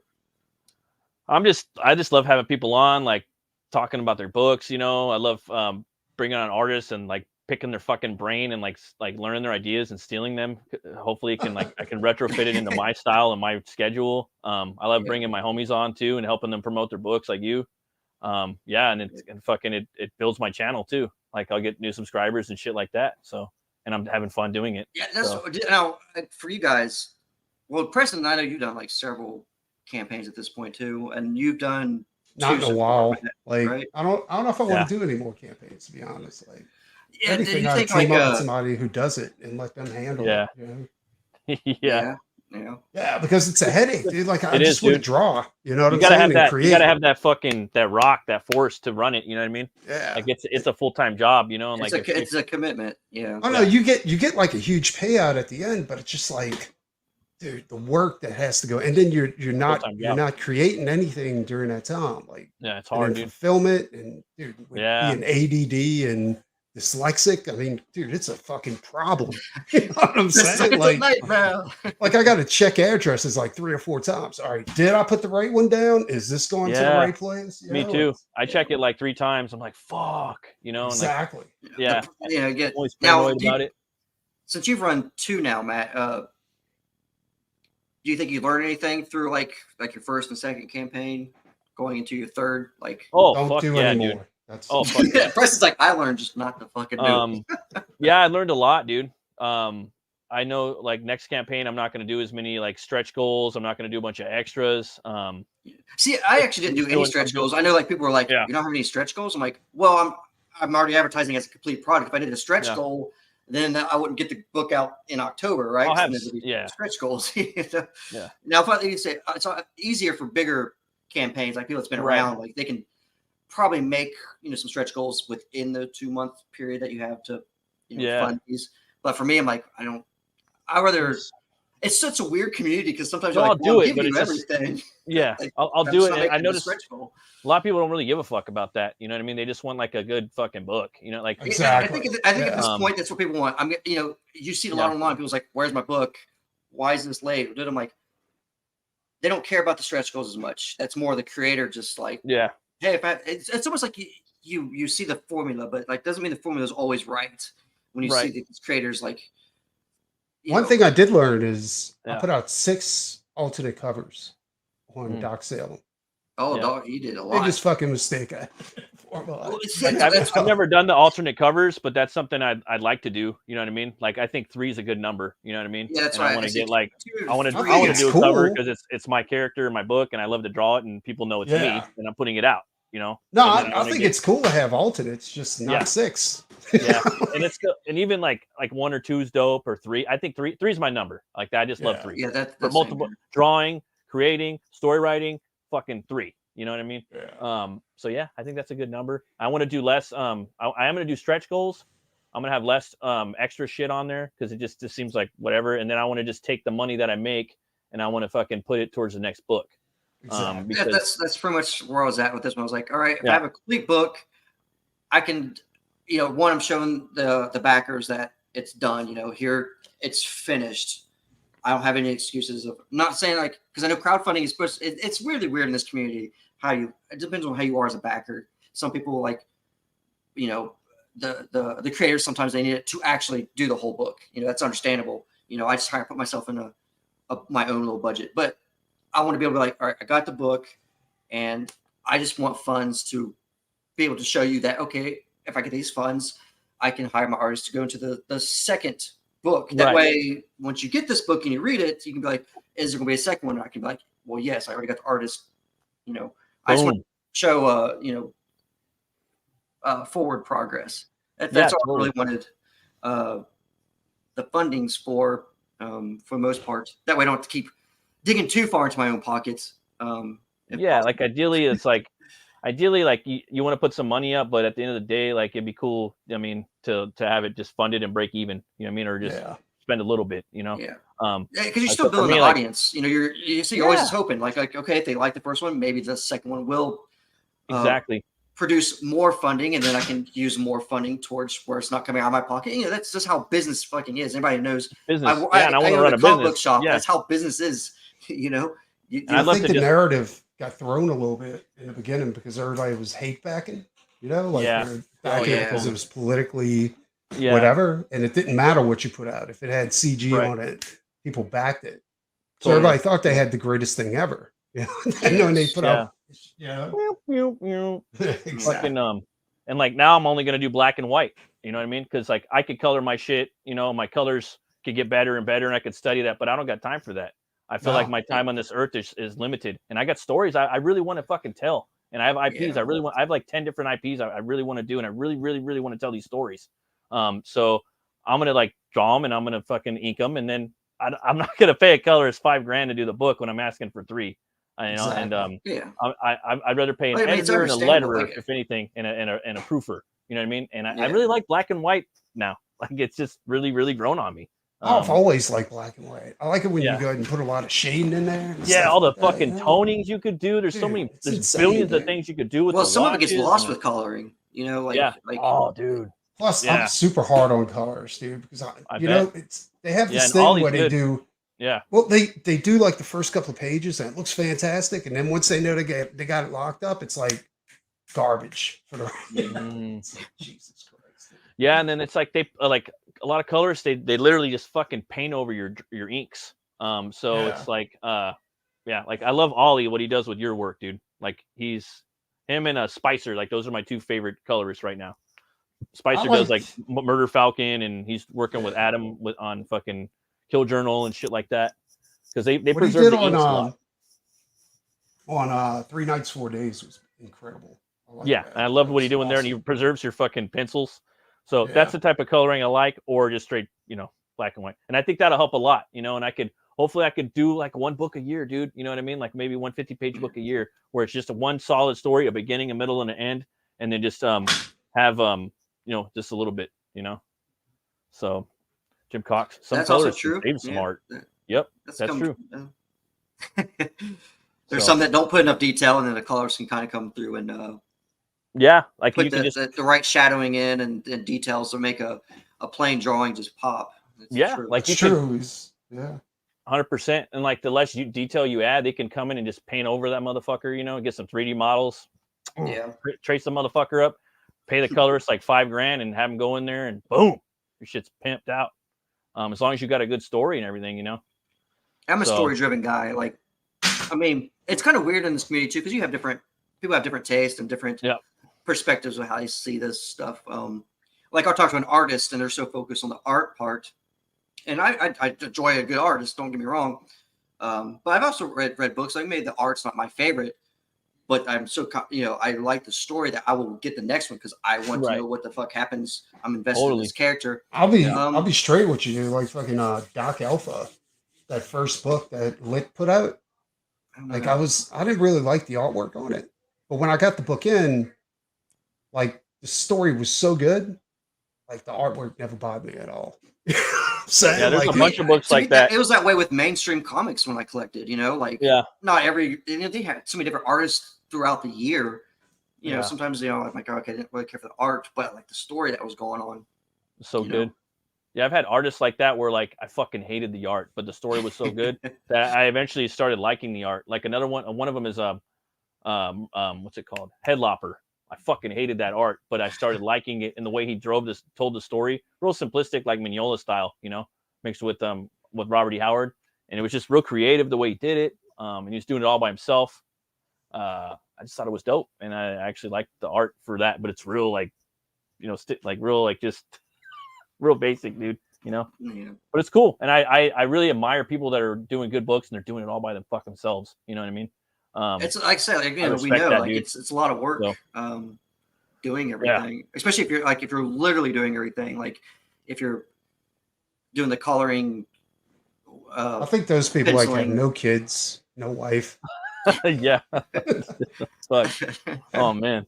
Well, that's another thing. People, now I'm not coming with excuses, but you know, it's another thing that comes into effect as being an indie guy when this isn't like your full-time job. You know, we have family lives and stuff like that, and you get the pressure. You get the pressure of like getting this shit done. You get the pressure of home life.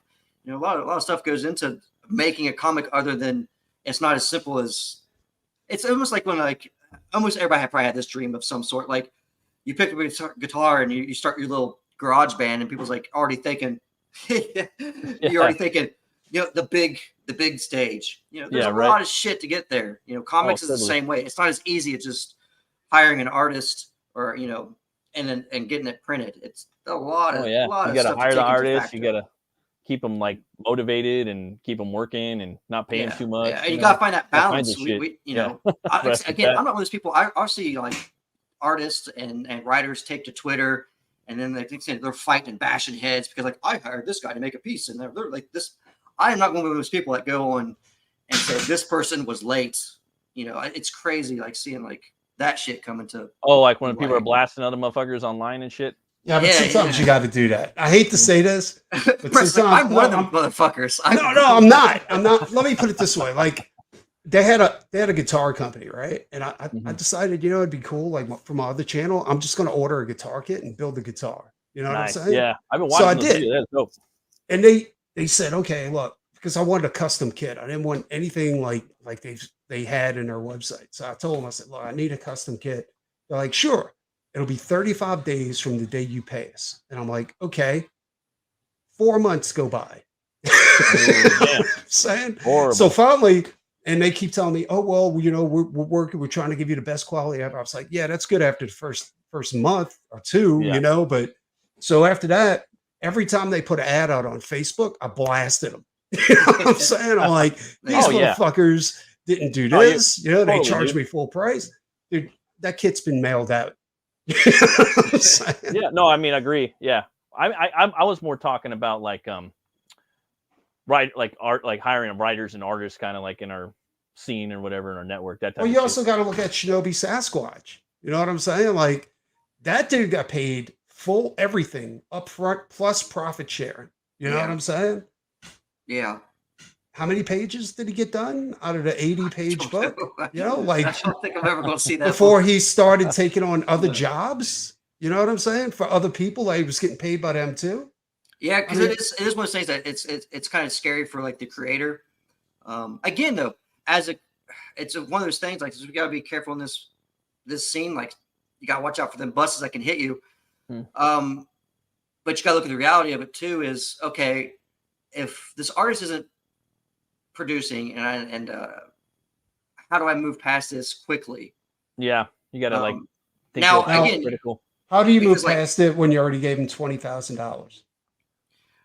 Well, exactly. But my thing is, I look at this way. I got to look as a consumer, though. Yes, me and you and Matt can look at it from that perspective. But say I'm just a typical backer.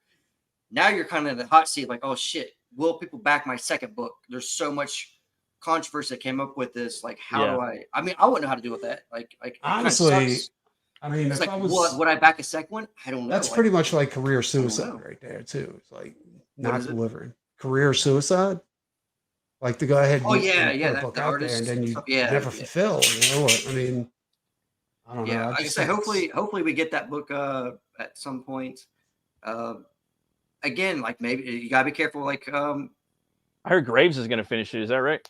Yeah, good choice, by the way. Actually. Yeah, he'll be good fit for that. I was saying, like you say, don't throw a bunch of money at an artist before the work. Don't pay him up front. That's all I'm saying. I don't take money up front because, and I hate it when people break my rules as far as like paying me. Because it keeps you honest, keeps you motivated too, dude. Exactly, because I'm not perfect. Yeah. If I'm not, like you said, I don't feel like doing it today. Yeah. But you know what? If I want to keep the lights on, I'm gonna get those fucking pages done. You know what I'm saying? Like exactly. Yeah, so it's just one of those things. Like as a artist, I know, like I say, I'm not trying to throw anybody on the bus, so I just use myself as an example. Like if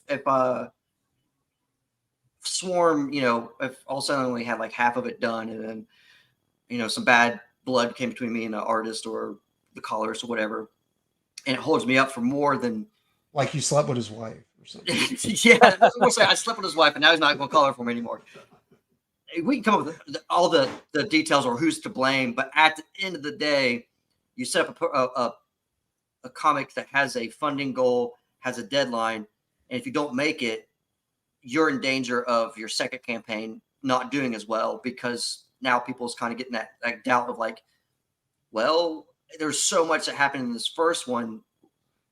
They're Yeah. I wouldn't say they won't back it. Yeah, no, they won't back it. They might. Chances are they won't. They'll wait till it's in demand. They're like, all right, it's in demand, or yeah, or not from a demand, personal maybe perspective. Like if I back a book and they don't fulfill, I'm not backing that fucking book again. You know what I'm saying? If they put out something else, I'm just not doing it. You know? Yeah. No, I'm like, and there's a lot of like stuff to. There's a lot of other stuff people could go buy, dude. You know what I mean? It's and that. Exactly. I mean, now there's no excuse. Like we've been here now for a few years, so like we have to have our shit ready. You know, that's why like me, I'm not fucking around. There's no more learning curve. I want my shit to fucking be ready. If I launch it, my first year into like the indie comic book thing, I just watched. You know, I watched what people were doing. I watched their campaigns. I watched dude. You know, their streams and what worked, what didn't work. Totally. I mean, it will change. It'll keep changes. Yeah. But some of it I feel is just kind of common sense 101 on some things. I see people kind of fall on. I'm like, how the fuck did they fuck that up? I don't know. But I don't know. I guess maybe the goal or the road is different for everybody, maybe, but what everybody wants. Like for me, I'd love to just have like a publishing house where I get to work on my own comics and draw a little bit of it, you know, and I'd be involved in it some port, you know, as a writer and as an artist, you know, but have it as a business, dude. You know what I mean? That's people can rely on, and I could do that full time. That's what I want to fucking do. I don't want to. I want that too, but I want to work with a bunch of different people too. I want to do that too. You know, the fun is working with different writers and creators, different writers, different artists. I want to draw shit. I want to write shit. I want to fucking, you know, obviously you can't. And if your shit's actually working, you're not going to be able to do all that shit. Well, I think that's what I was getting at with some of that. When we talk about like now again, I can't say much about the Sasquatch book because, like I say, that was a big number. That was a lot of money that guy was dealing with that particular artist.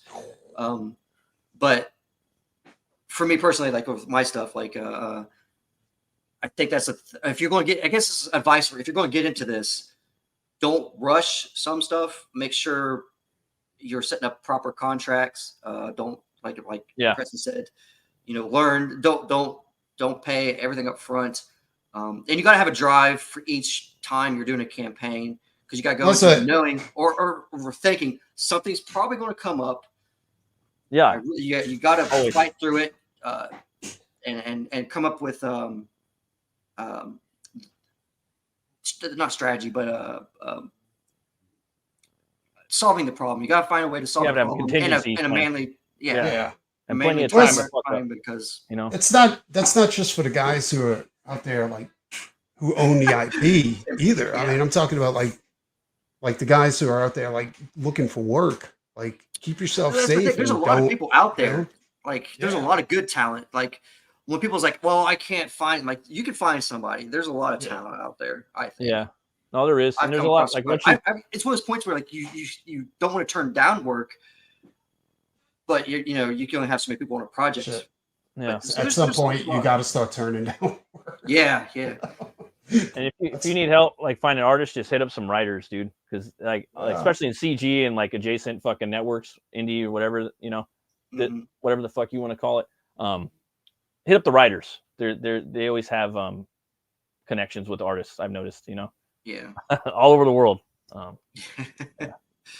Like Timothy said, somebody did create Poop Man. I didn't see that on Fund My Comics. I'm like, what? What the fuck? Yeah, there's a comic, Poop Man. It's out there. You got to be shitting me. No pun intended, or poop intended. I mean, I'm not bashing the creator, but that's a fucking weird one. No, that's weird. If it can sell anything, can I guess anything? It could be the shit. No pun intended. Yeah. But hey, man, it reminds me of that movie Dogma.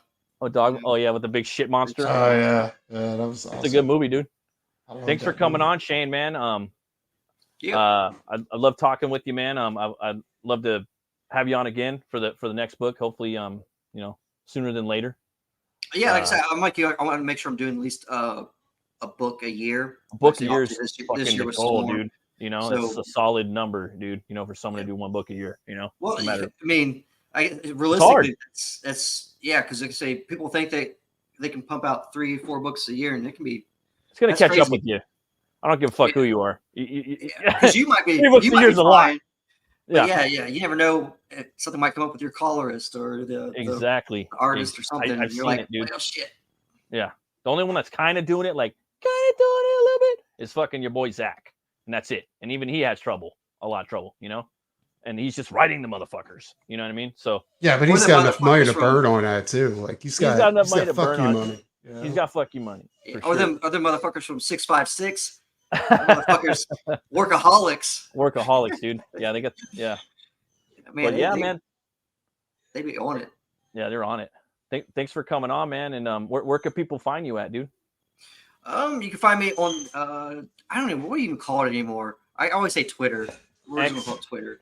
X. Yeah, you can find me on the X site. Just about anywhere. Book of Faces. All the normal shit you can find. You can either look up me, you can look up Joe, you'll find King Toad somehow, some way. We'll probably pop up in there. For Shiesel, man. Except we got our own like little King Toad website that we've been building. I gotta get the link for that. Put that in go back and re-add it to the stream. I do have the watching at the top of the screen and in the description the link to the campaign for Swarm. Yeah. So you guys go in there. I think once we, death and Swarm and stuff like that starts hitting hands. Yeah, we'll probably explode more on the website side of things. Of like that's the goal, man. That's where people are going to start going now. Look at Bancroft is doing it pretty good. Yeah, no, I mean a lot of people are doing it. That's my goal. I have a couple of goals that I want to do for myself, and that's definitely like one of them. I want to have a website eventually where people just go there. And it's just another. I'm not saying like because I'm a small creator, so it's not like it. I'm still going to rely on the Indiegogos and stuff to get the comic to where it needs to be. There's different audiences on there, dude. There's different audiences on Kickstarter. There's not different audiences on Kickstarter. You're all over the fucking place. There's different audiences. I'll argue with anybody. I mean, I don't want to. It's fucking annoying, but there is different audiences on Kickstarter. There's different audiences on Indiegogo. There's different audiences on my comic. There's different audience on fucking Zoop. There fucking is. I'm just telling you. We're doing I didn't get to mention this because Joe hasn't sent me I couldn't show anything off, but we're doing a Halloween print special. Nice. And I believe Joe's going to kick that off on Kickstarter. I don't think we're going to do Indiegogo on that one. But it's a collection of Halloween pinups. That's dope. We're doing. So it's just a small project. So it's nothing that people's going to wait on. It's another thing we're just going to have for the holidays. Yeah, that's cool. I don't know. I can't remember how many pinup girls we have. You say girls, pinup girls? Yeah, you're gonna do good. That's what. It's Joe's art. It's Joe's. Yeah, floppies and titties. You're good that's great for Kickstarter. That and like big IPs. That's going to be kind of known people. You're good. Yeah, so that's going to be popping up here in the next week. I think it actually wanting to launch it like by next week. So I have to throw a trailer together for it.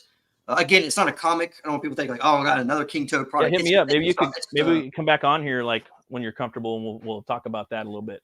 Yeah. So he's supposed to be sending me the pinup files. Joe wants to come on too. That's you can talk about it a bit too and stuff if he wants. Yeah, definitely. But yeah, so we got that coming up, and what's that? Oh, Etsy. I do have an Etsy store. That's where I've been actually still moving the Mothman off that. Damn. That's dope. I'm happy about that. It's always exciting every time. Like, dude. I'm so focused on Swarm, and I'm getting it funded and all that. Then I'll come home and I have a sell on Etsy, and I'm like, I'm still loving my Mothman. Fuck yeah. It's still dude, it's so dope. Oh yeah. And Preston, Doc Salem, Taker of Souls. Where can people find you at? Twitter, X. Twitter. The X. Nikki the Pipe. So go there. And we're doing a show on Monday. Me and Matt. We're doing a metal show on the art, the album art of like the old bands like Judas Priest and Iron Maiden. Yeah. And it's going to be at 12 midnight. Like I don't know if you guys had it, but when I was growing up, they had they never played metal on the radio, right? So they had this one show and it was called the Metal Shop at 12 o'clock midnight, and they just played all kinds of shit like death metal, like just progressive everything, right? That's dope. So yeah, it's going to be at 12 midnight, and we never plan that. Matt just can't get away until 12 midnight. So Yep. So it's just If I perfect. come out. Yeah. No. So we'll be posting a link on that. Hell yeah! Oh, yeah. I haven't seen you on any streams here lately, so it's kind of cool seeing you. I'm trying to get back into it. Like it's rough, dude. Like I took on way too much work, and with me, I don't like if you pay me, that's a contract.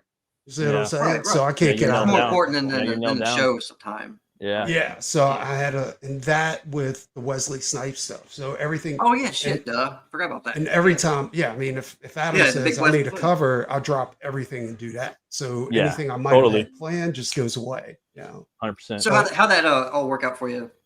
Like Testament. I mean, Snipes. Yeah. Everything like that's over with as far as I know. As far as like because that was Six you and Issues of the Adam, Exile, right? Yeah, it's over with. But I'm doing covers for Massive Entertainment now. That's Whatnot. Like, But it helped you. It helped you kind of get to a next level. Yeah. So it was good. The right now I'm getting my chops on painting Oh the shit! Testament. That's sick, pieces. dude. And this is I'm kind of like getting back into it a little bit, like painting pages and trying to get my speed up because I want to do that for non-devils if possible. If I can't do it for non-devils, then I'm just gonna have to like either do it in black and white or higher colors. I'm thinking like because I love anime and manga, you know, and a lot of that shit's in black and white, dude. Yeah, totally, dude. And your shit's dope in black and white on Tales of Novaterra. I haven't read it. That's what I was saying. I was thinking about just doing it all. It's fucking dope, dog. Yeah, just painting it in grays and just letting it go at that. Yeah. Or like I've seen other people do where they'll put just red as a second color, you know, in there. And just like the whole thing go like that. Some blood here and there. I don't know, dude. Like hell, I might even get Matt to help me on some shit. It could be badass. Hey. He's got the time. Yeah. Everybody's in demand nowadays, so it's kind of rough. But, hell yeah. Well, thanks guys for coming. Definitely one of the best shows ever. It was cool hanging out with you guys. And yeah, definitely I'll see you on Monday, Preston and Shane. Hopefully see you sooner. And sooner than later, eh? Oh, for sure, man. And as always, folks, thanks for watching. Always remember to be bold, be brave, and roll the bones to know your role. I'll see you guys next time. Bye-bye.